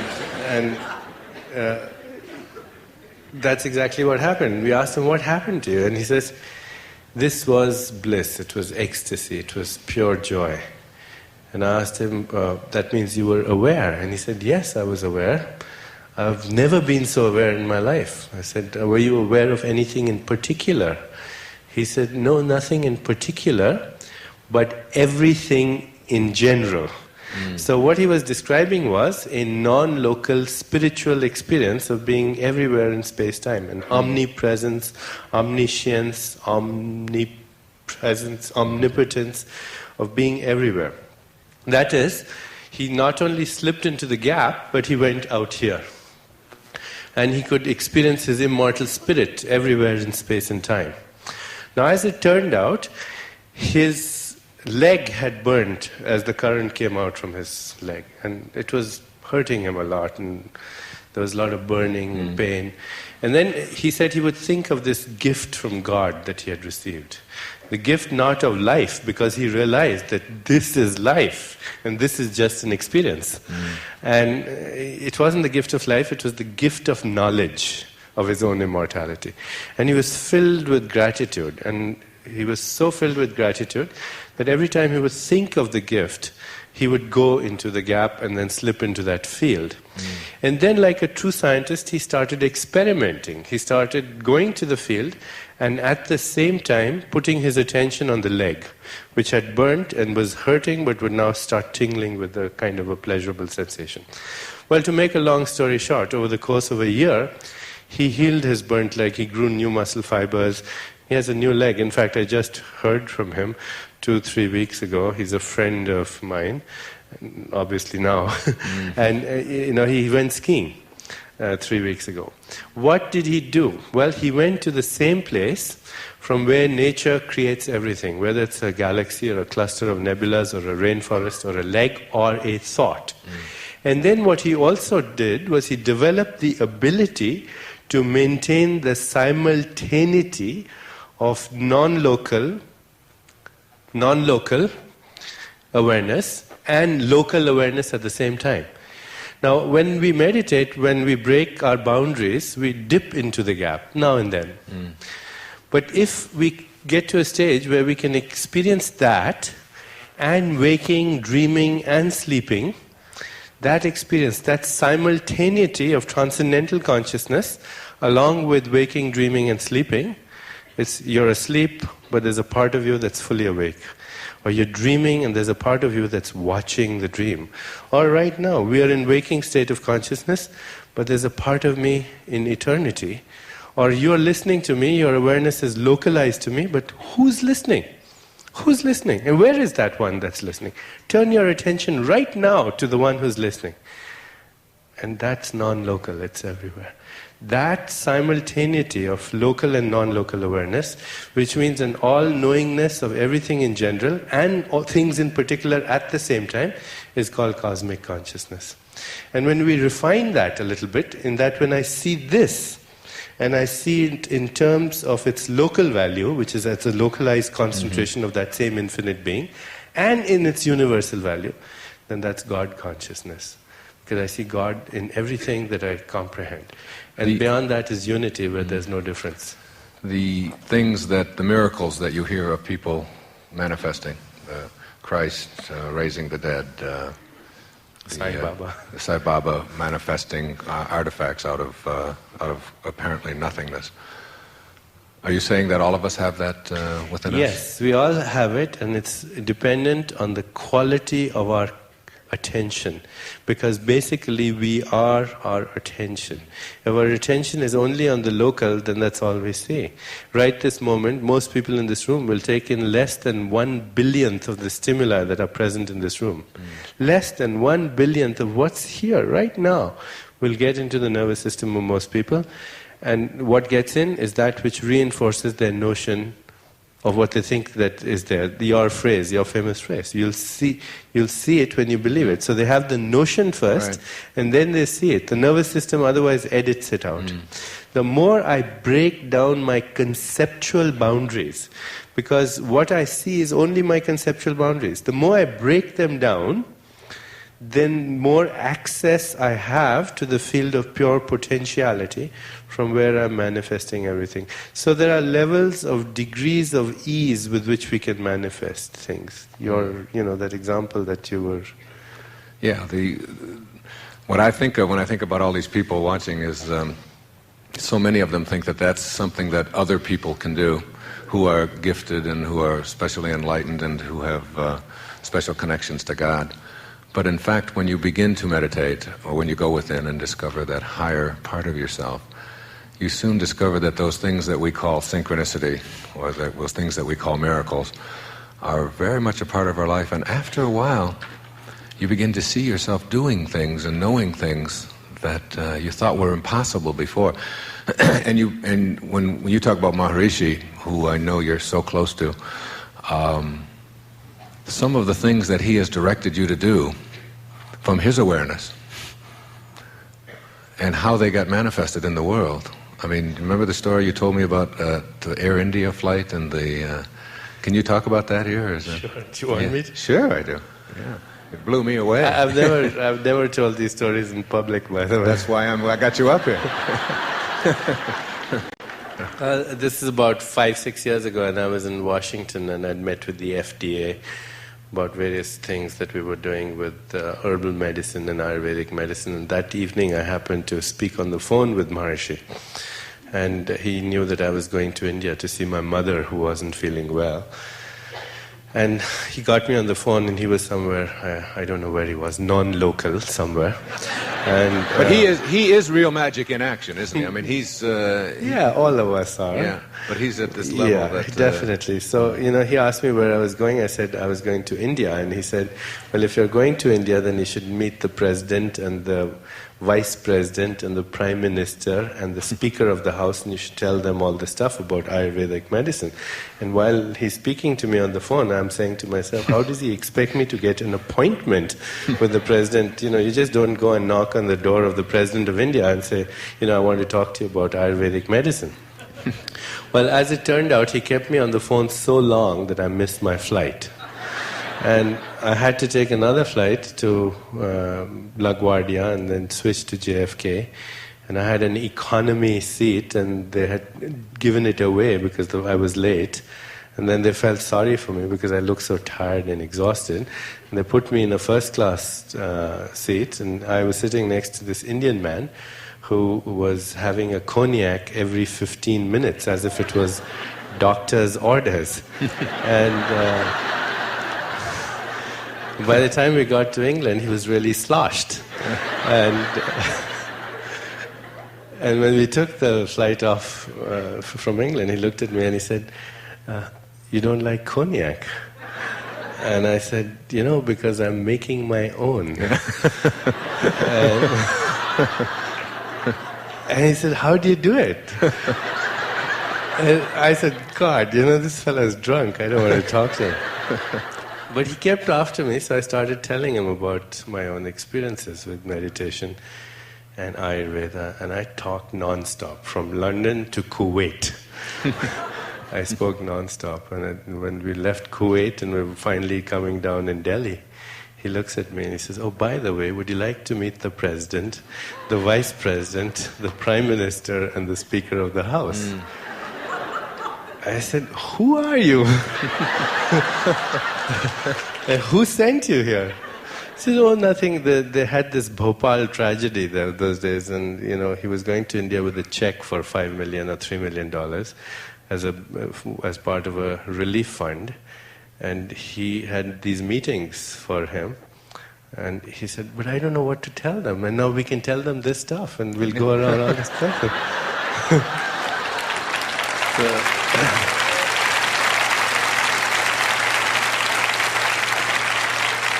So that's the field of infinite correlation. When you slip into the gap, have the desire, release your attachment. When Maharishi said to you, meet the president, and you had the doubt, what was his response? I said, how am I going to meet these people? How am I going to meet them? And he said, you'll meet them. And then when I finished, I had met them, I called him all excited to tell him I'd met them. And he wasn't interested in listening to the story. Yeah. Now, one other story like that, because this place in Lancaster, which is Ayurveda in practice, which if you it's ever... like he's my PR agent. Yeah. Well, Marcy and I are going, along with Louise Hay, who is sponsoring a lot of our talks together around the country, again in May, and it's just a magnificent, healing, beautiful place. But wasn't it Maharishi who said, get a place in Massachusetts, get yourself 100 acres and get your... Yeah, that's another story. I was in New York. Again, I've told you all these stories. I haven't ever... But it's so phenomenal because I think we can lead into something with these stories. Well, I was in New York City and I met some stockbroker who was the stockbroker for a certain film star who was there, and I happened to see her, and that day a lot of interest was generated suddenly in Ayurveda, especially the rejuvenation aspects of Ayurveda, a lot of interest. Mm. And I said to myself, I'm all this stuff to talk about, but there's no place. We don't have a place. So that evening, I called Maharishi and I spoke to him and I said, Ayurveda is becoming very popular, but there isn't a place. He said, I think there's a retreat somewhere near where you live. Don't you live in Massachusetts? I said, yes. He said, well, in 1958, I remember, this is now, we're talking about 35 years later, there's a retreat somewhere near you, and you should go and see it. It would be really good. So I went there that night, and there were no lights, there were no heating in this place. And because it was it used to be a convent which had been sold to the TM people who had then sort of just used it as a retreat, and they weren't doing much with it. Heating bills weren't being paid, and lights weren't on, and so on. And I went there, and the building was kind of run down, but it had 150 acres of land around it, which we found out accidentally was part of the property. We didn't even know that. So we sold about 10, 15 acres of the land. We still have 130 left. With that, we raised a few $1 million and refurbished the whole thing, and now we have this facility out of the blue. Those people who know and have that knowing are able to treat it almost like childlike.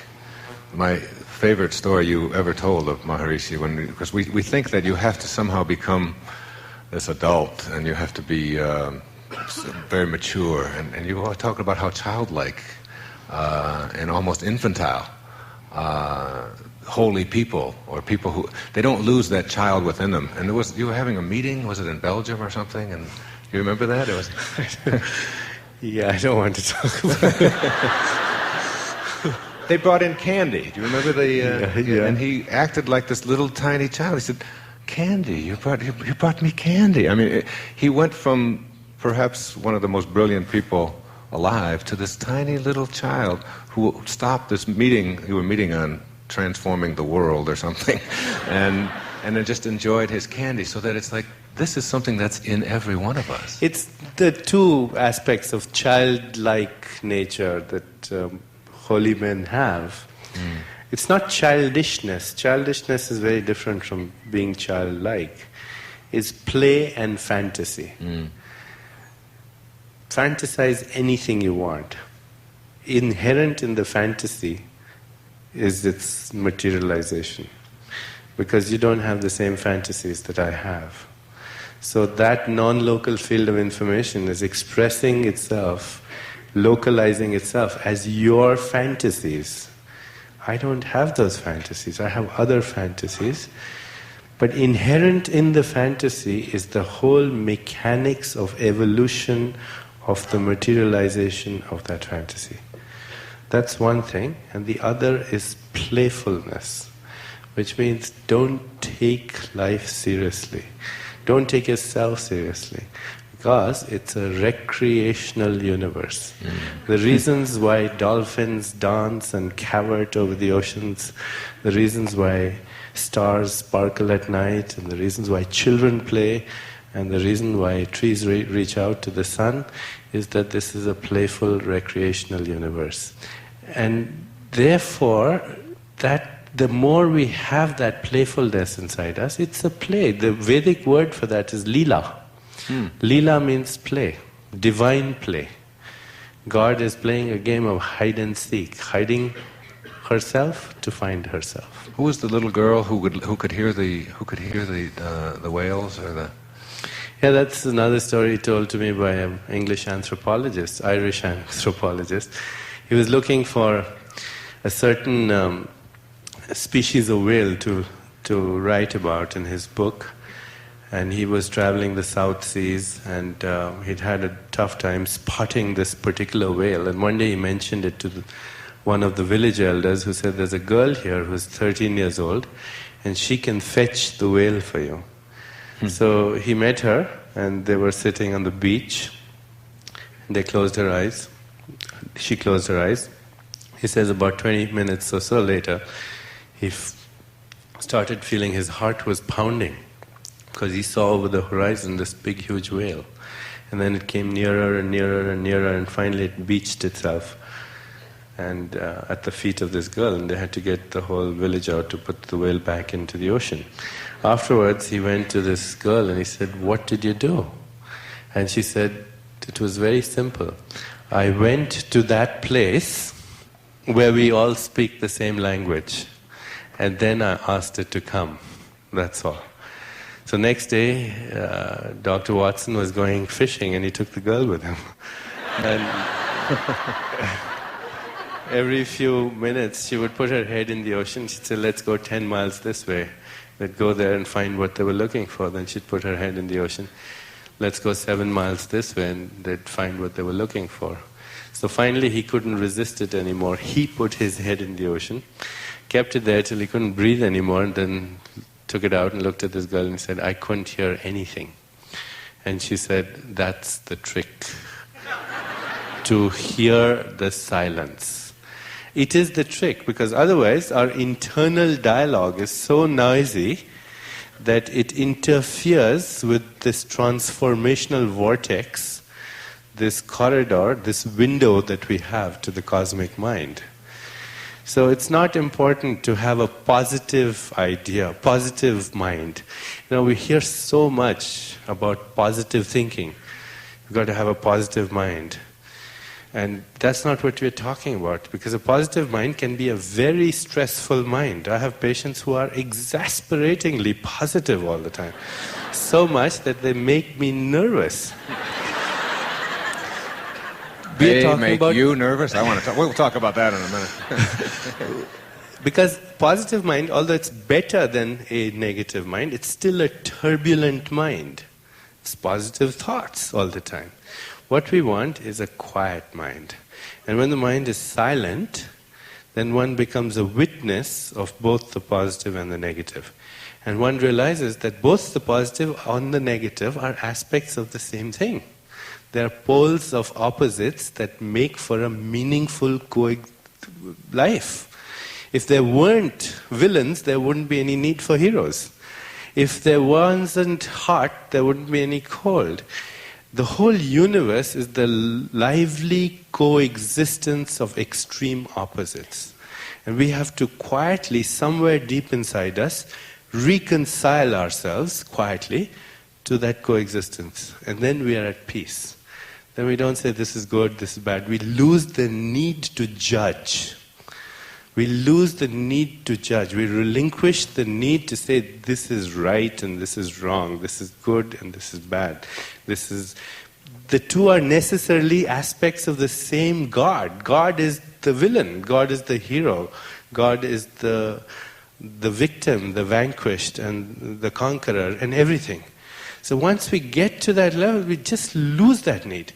And when you lose that need to judge, there's a nice prayer, it comes from the Course in Miracles. "Today I shall judge nothing that occurs, for non-judgment creates silence in my mind."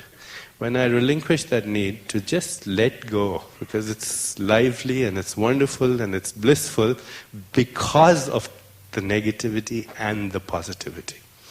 There's another saying in Veda, a man who's born blind will never know the meaning of darkness. In order to know the meaning of darkness, you have to see light. So the two go together. And when I lose my need there, then I can experience bliss. Because bliss is not happiness. Happiness is always for a reason. It's a thought, a positive thought. I'm happy because you paid me a compliment. Or I'm happy because I made a lot of money. Or I'm happy because whatever, I won the lottery.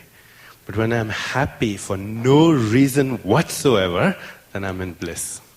And that comes from going beyond the poles of opposites. Joseph Campbell did a whole program, a whole series of, I don't know, did you ever meet him before? Yeah, a little bit. I loved him. Yeah. On pursuing your bliss.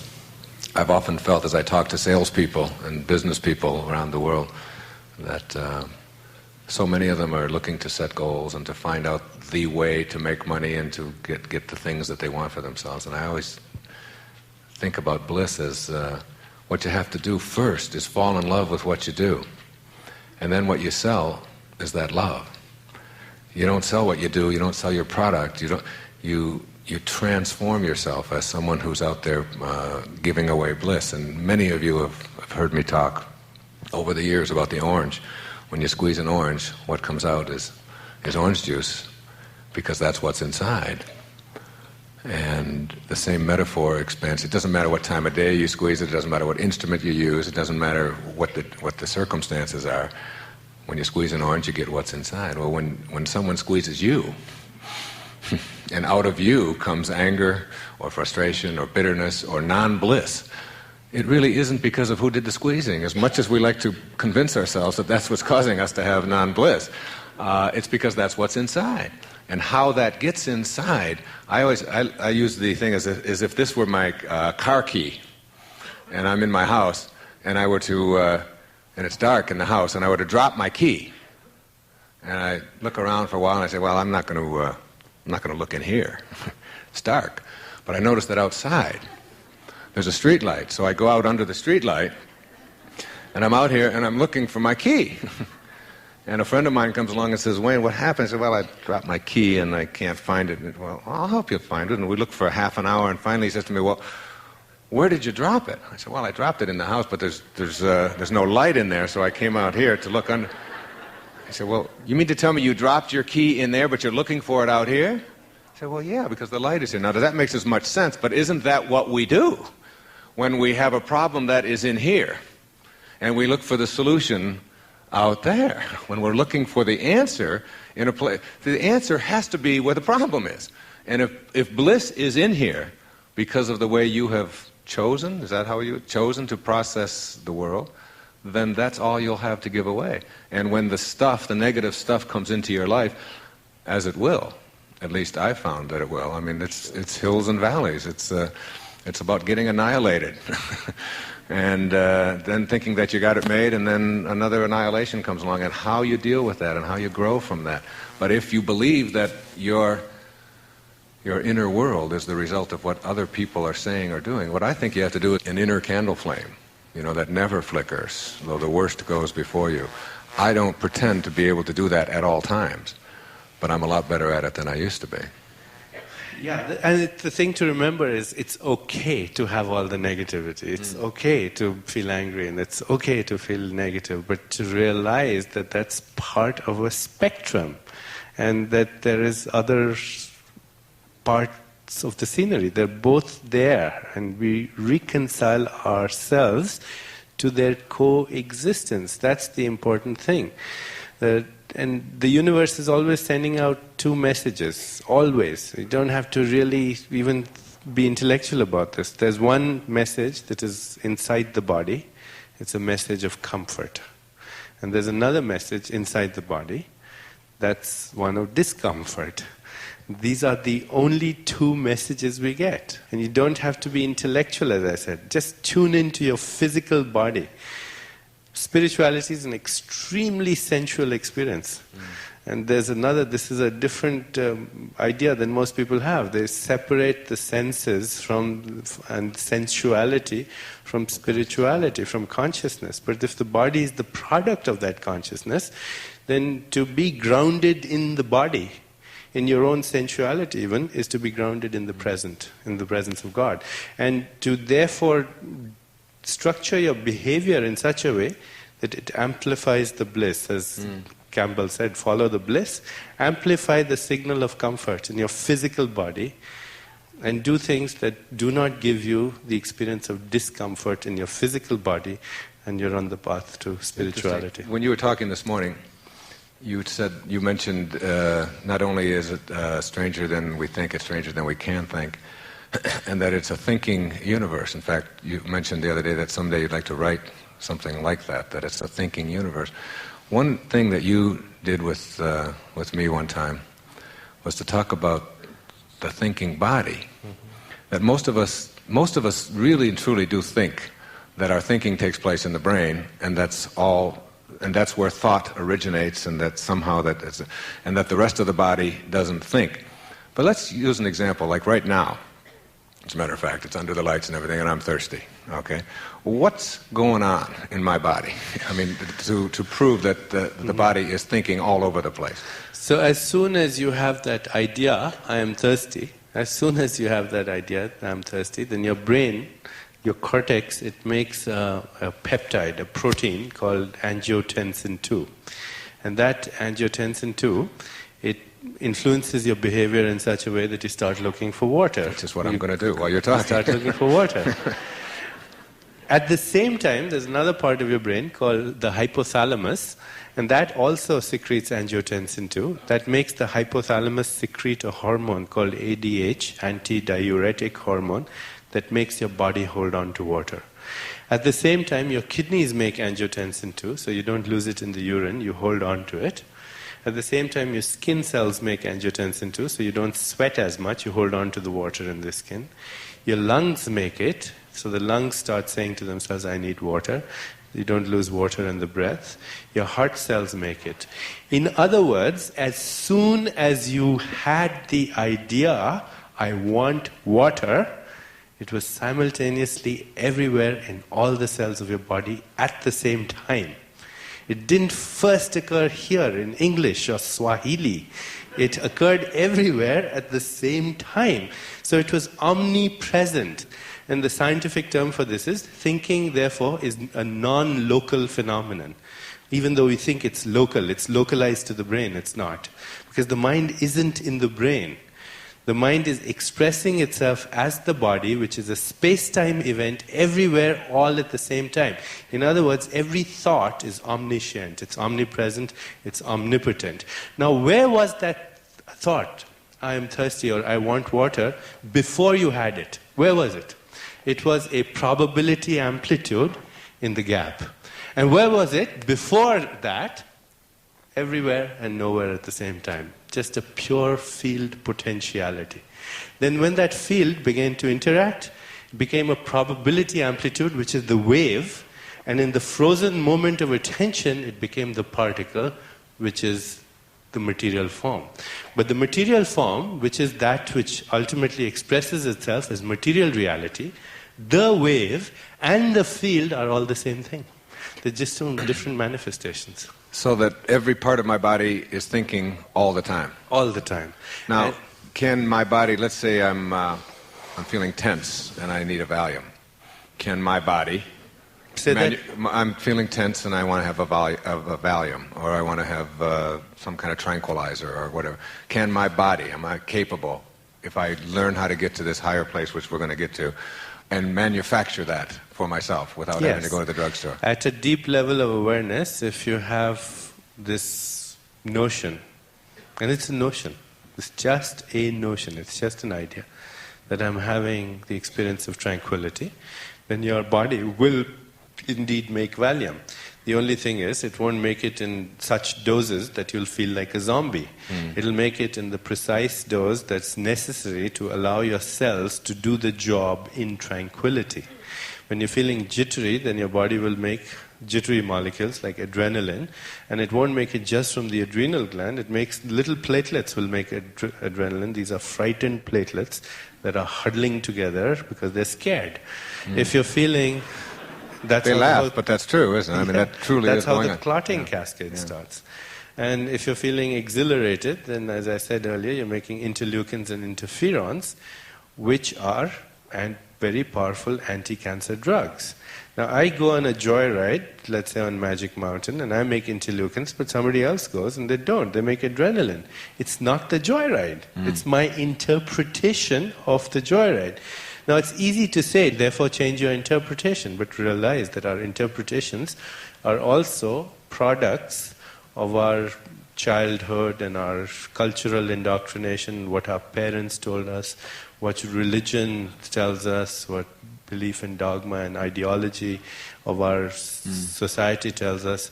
So even though we say change it, it's not like you can do it instantly, but one thing you can do is begin to have the insight that it's interactions. One thing I tell some patients of mine is, look around you and look at the universe as if it was 360 degrees of mirrors.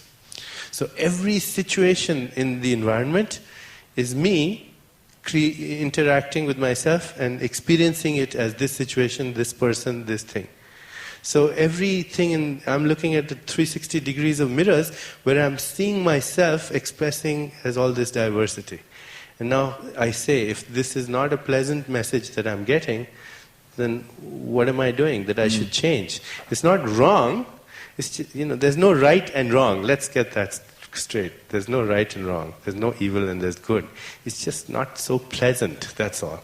And I prefer to the pleasant to the unpleasant. I choose my behaviors in such a way that I amplify the signal of comfort. 3 things that I tell my patients sometimes if they have serious illness. 3 simple things to do. 1, meditate regularly, every day. It gives you access to the gap and the silence. 2, for a while just be silent. We take a patient and put him in 2 weeks, 3 weeks of silence. Maharshi went into silence for 13 years in a cave. We don't have to do that. Don't worry. And did you say 13 years? 13 years he was in silence. And his teacher, Guru Dev, was in silence for 40 years in the forest. When they finally went to get him, because they had the president of India wanted to honor him for something, and he was the next in line for a certain post, spiritual post. Even spiritual people have politics.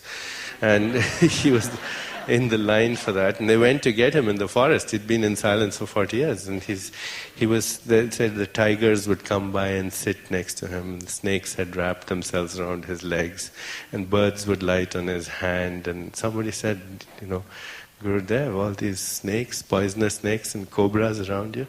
He said, what do you mean, cobras and poisonous snakes? All I see is God.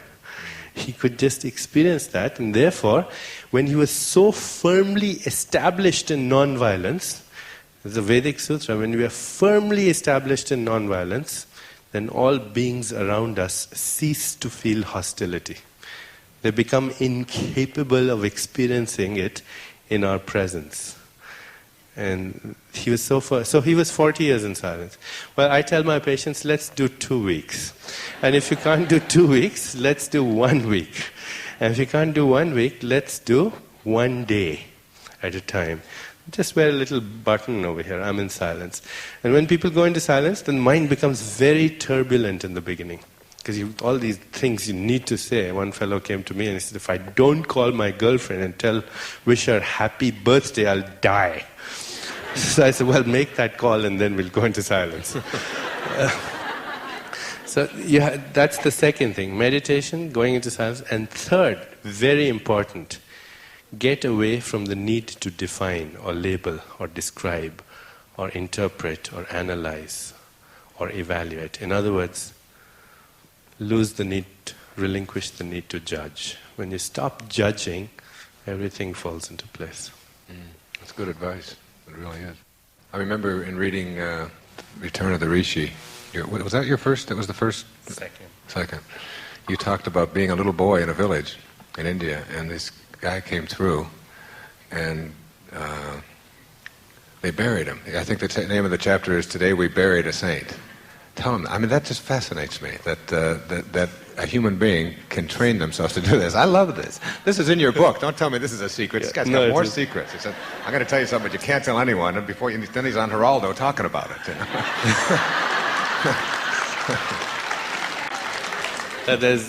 My mother is very fond of visiting spiritual people, and my mother is an extremely spiritual person. In fact, a few years ago, she went to a cave in the Himalayas, and the legend is that if God wants to manifest himself in that cave, then Shiva manifests as a rearing cobra about 6 inches in front of you with its fangs open.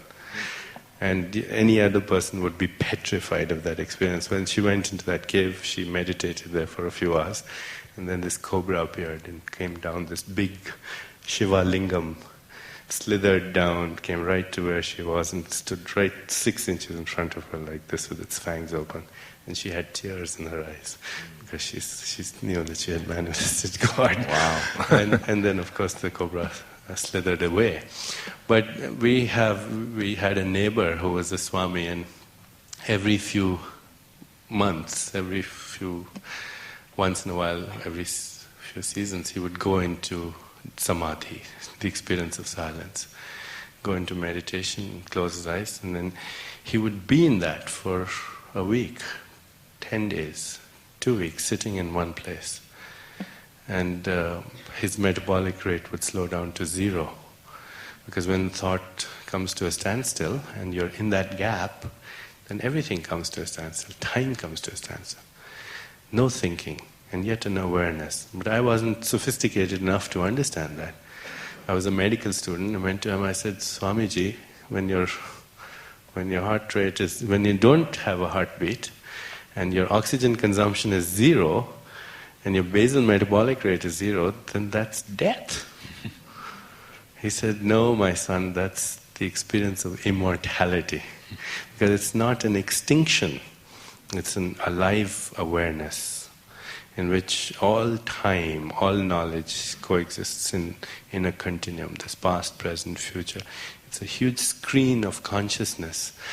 And the Vedic expression is, when I'm grounded in this screen of consciousness, then I notice that infinite worlds come and go on the vast expanse of my consciousness, like motes of dust in a beam of light that's shining through the roof.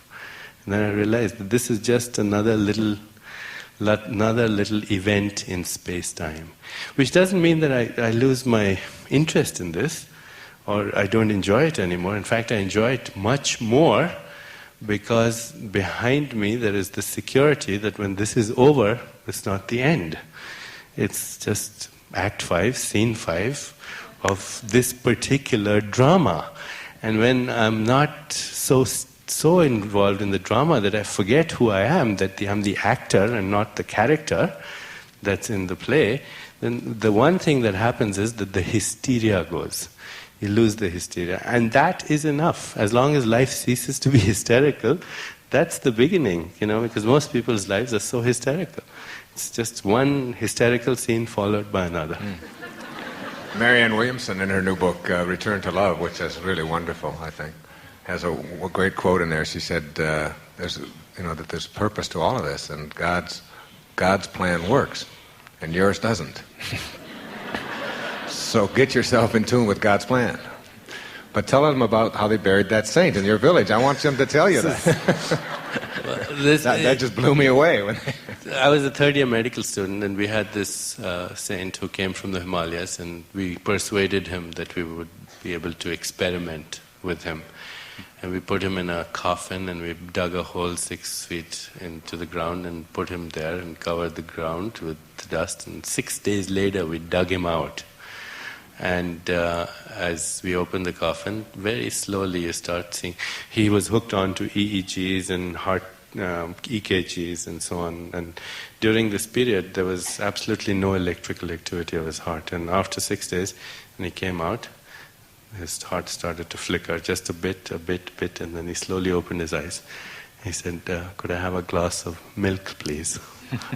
After 6 days. He went into the transcendental state of consciousness and maintained it there for 6 days. And aging occurs not in the gap, but in the space-time events. Aging occurs in these space-time events.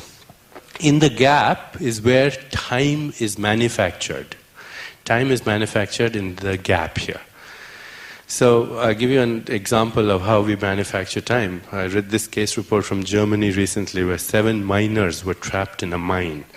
And all of them had a watch except for one person. And he didn't want the others to get scared. In order to allay their anxieties, every time 2 hours went by, he would call out 1 hour. At the end of the week, they were rescued and all of them were alive except for the one who was calling out the time. He had them change their collective agreement as to what constituted time. It's an agreement. And then they aged accordingly, and he couldn't fool himself because he had a watch. You notice why I don't wear a watch, right? So what... He's always asking me what time it is, though. So now I know why I'm here. I'm the shill here. So now my physical body, which is made up of quite ordinary carbon and hydrogen and oxygen and nitrogen, if you had to buy the raw material from a, what do you call these places, hardware stores, if you had to go to a hardware store and buy the basic ingredients of my body, it could cost you $7. With inflation, maybe $9. So the physical body, the raw material that makes up my body, the carbon and the hydrogen with the recycled earth, water and air, it's been the same for thousands of years. The carbon I have in my bones right now was the same carbon that was in a cluster of nebulas millennia ago, before the Big Bang, etc. It's the same raw material. And carbon and hydrogen and oxygen cannot age. They haven't. A sugar molecule, which is also what makes up my body, or protein molecule, which are basically carbon, hydrogen, nitrogen, oxygen, selenium, tin, whatever, they can't age. Those elements don't age. So why do I? Why do I? Even if the basic raw material that makes up my body doesn't age, why do I age? Because aging is not on the level of matter. Aging is on the gap. See, what's the difference between carbon and hydrogen or oxygen? Anything. One element or another is just the arrangement of the subatomic particles. Just like in the DNA, which is the code of information, it's not the nucleotides, it's the arrangement, it's the sequence. Right. The sequence is in the gap, which is, this gap is qualitatively different from this gap. By virtue of what? By virtue of just a faint intention which is freezing that field of infinite possibilities into a certain manifestation.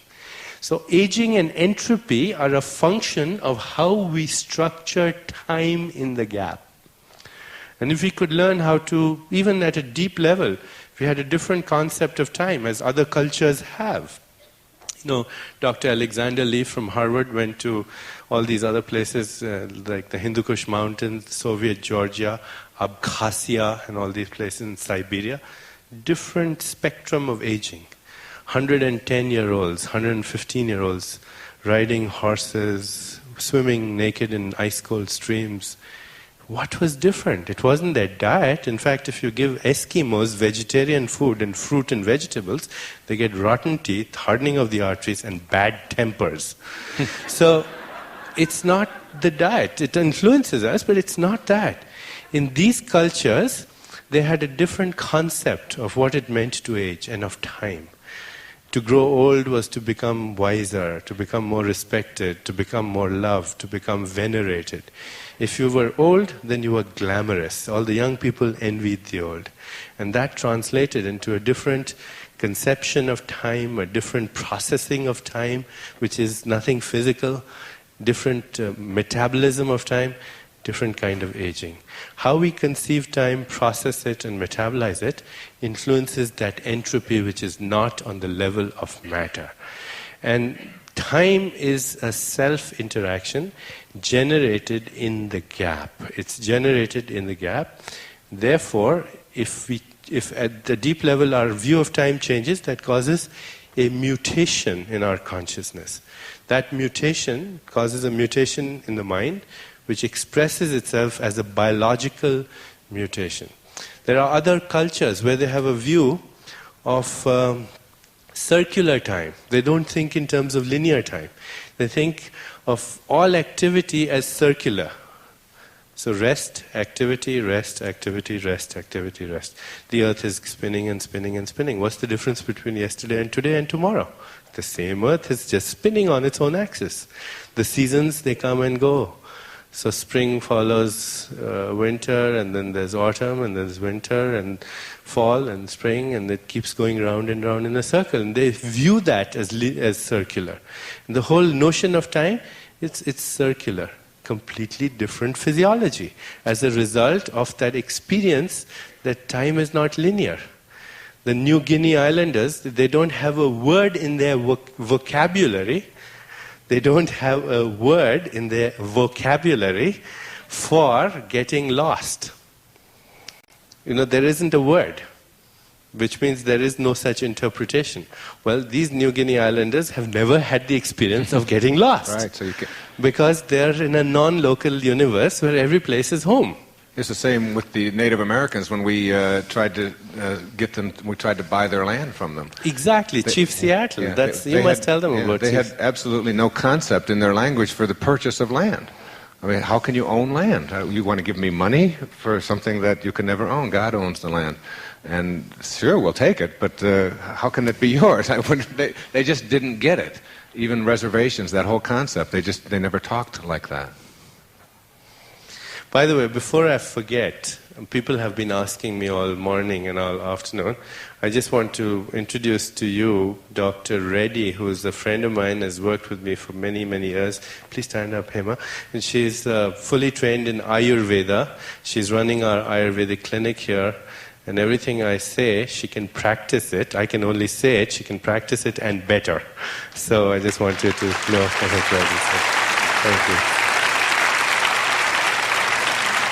When you say the word Ayurveda, what does that translate to? The word Ayurveda comes from the two Sanskrit roots, Ayus, which means life, Veda, which means knowledge. So Ayurveda means knowledge of life. And it wasn't gleaned from going and dissecting the universe into bits and fragments. It came from cognition, from that knowingness that you speak of, from just being silent, and then everything is there. We were talking about using the example of strawberry ice cream, which seems to be both of our favorite flavors. And if you wanted, let's say you wanted strawberry ice cream. You're all here in this room today and you wanted to have some strawberry ice cream. And we're talking about how many ways are there to get strawberry ice cream if you want to get it into your world. I mean, literal potential ways for you to have a dish of strawberry ice cream. And the first way is the way that all of you know. That is, you have a thought. It always, as Emerson said, the ancestor to every action is a thought. Right? You have this, somehow, the thought, and then there's the thinker of the thought. So the thought is, like, I just wanted some water, I'd like to have some strawberry ice cream.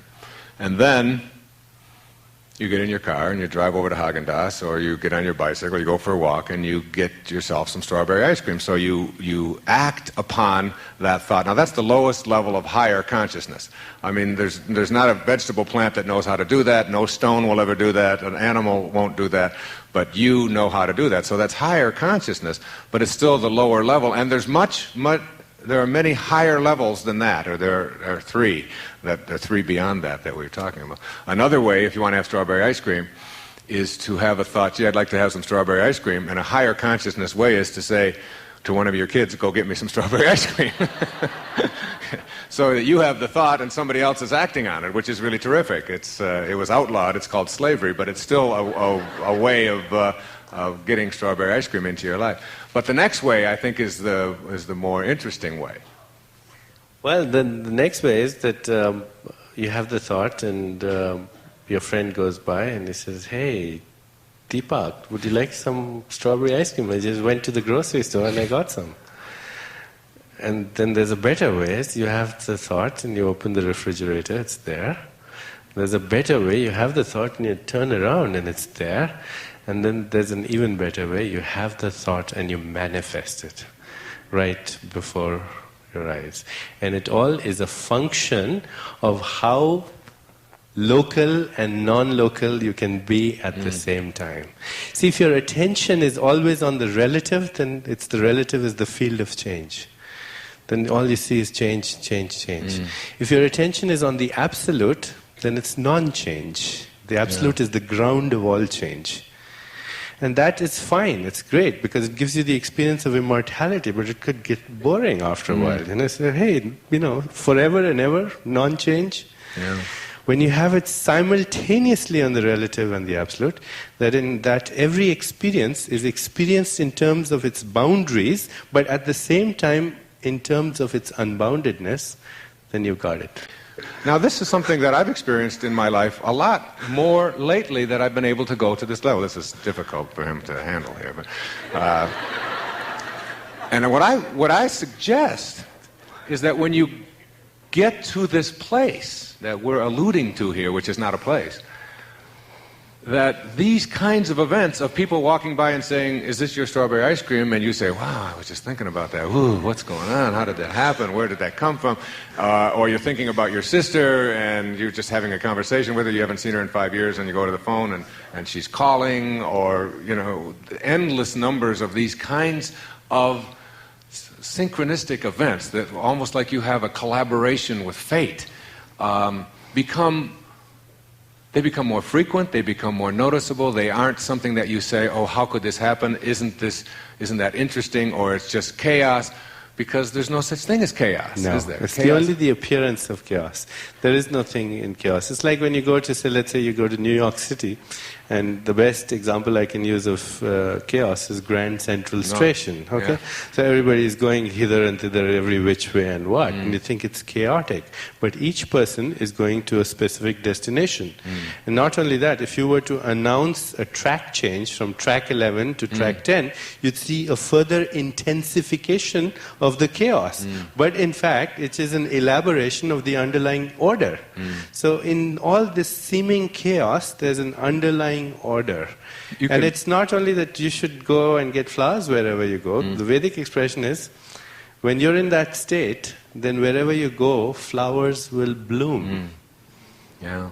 You don't have to wait for them. You choose where you want to go, and the flowers will bloom on your path. Yeah, I believe that. I mean, I know that. I do.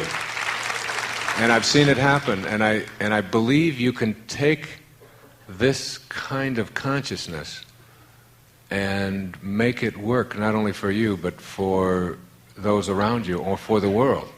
That the thoughts, the images, the vision, the ability to manifest, to create what you want for yourself. You see, if enough of us in the world believe, for example, in a nuclear holocaust, just taking it to something that affects all of us, and certainly all of our children who are going to inherit this place from us.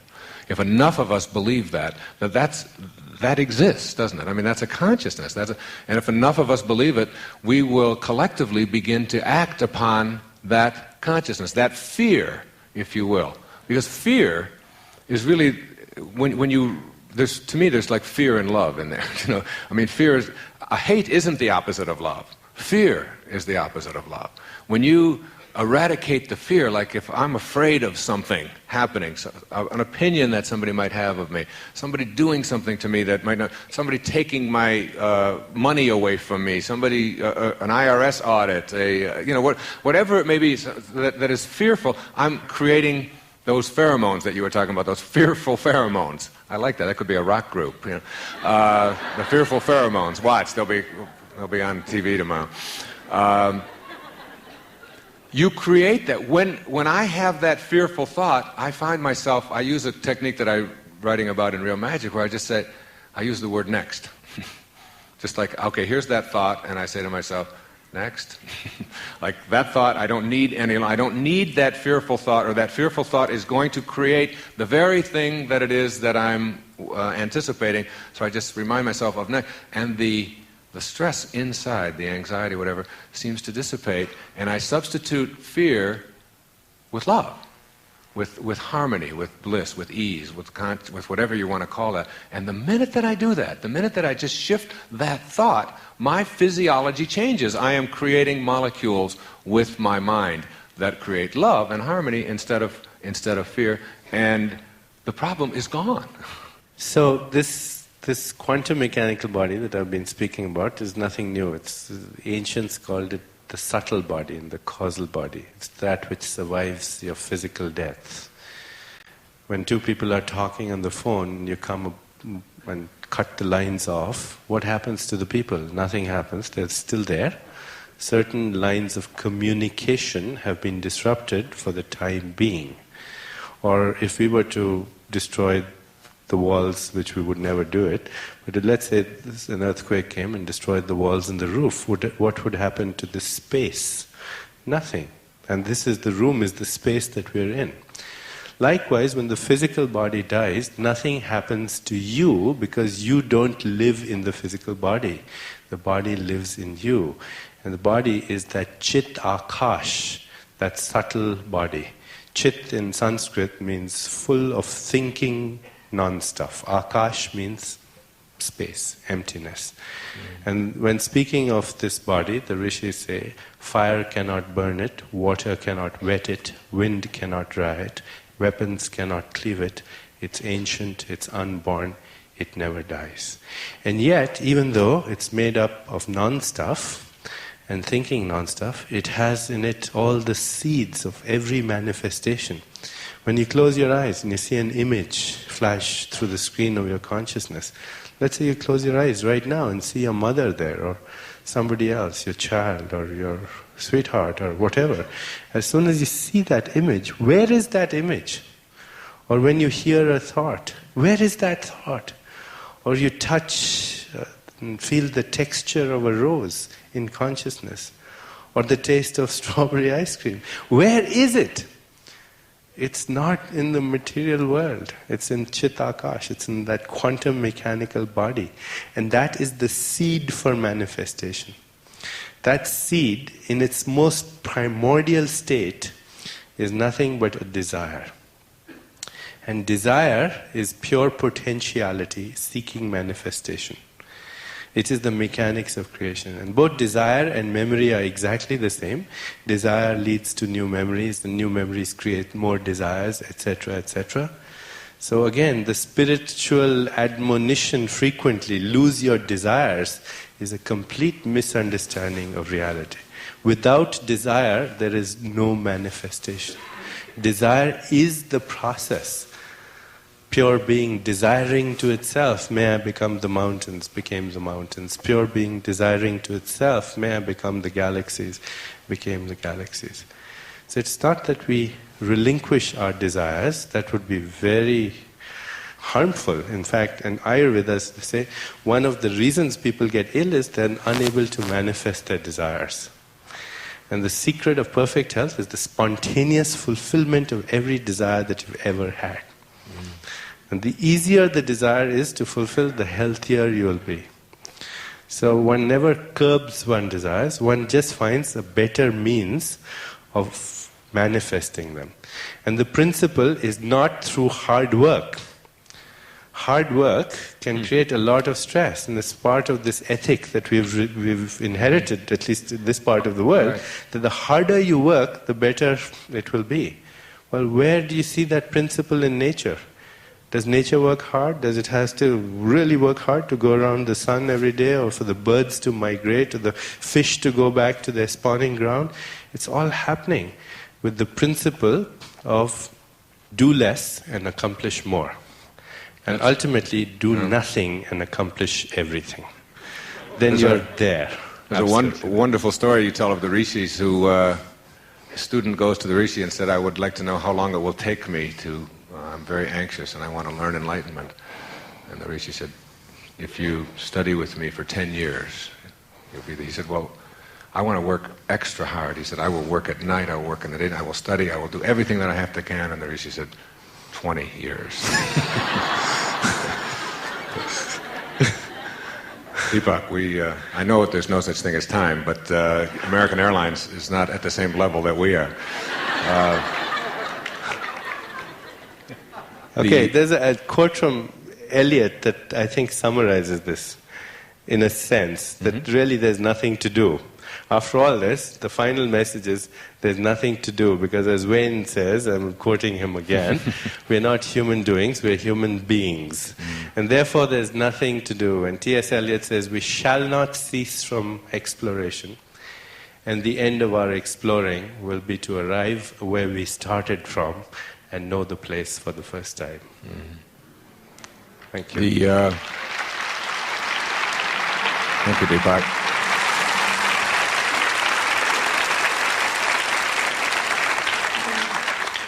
My favorite poet is Robert Frost, and he said similar message for all of us.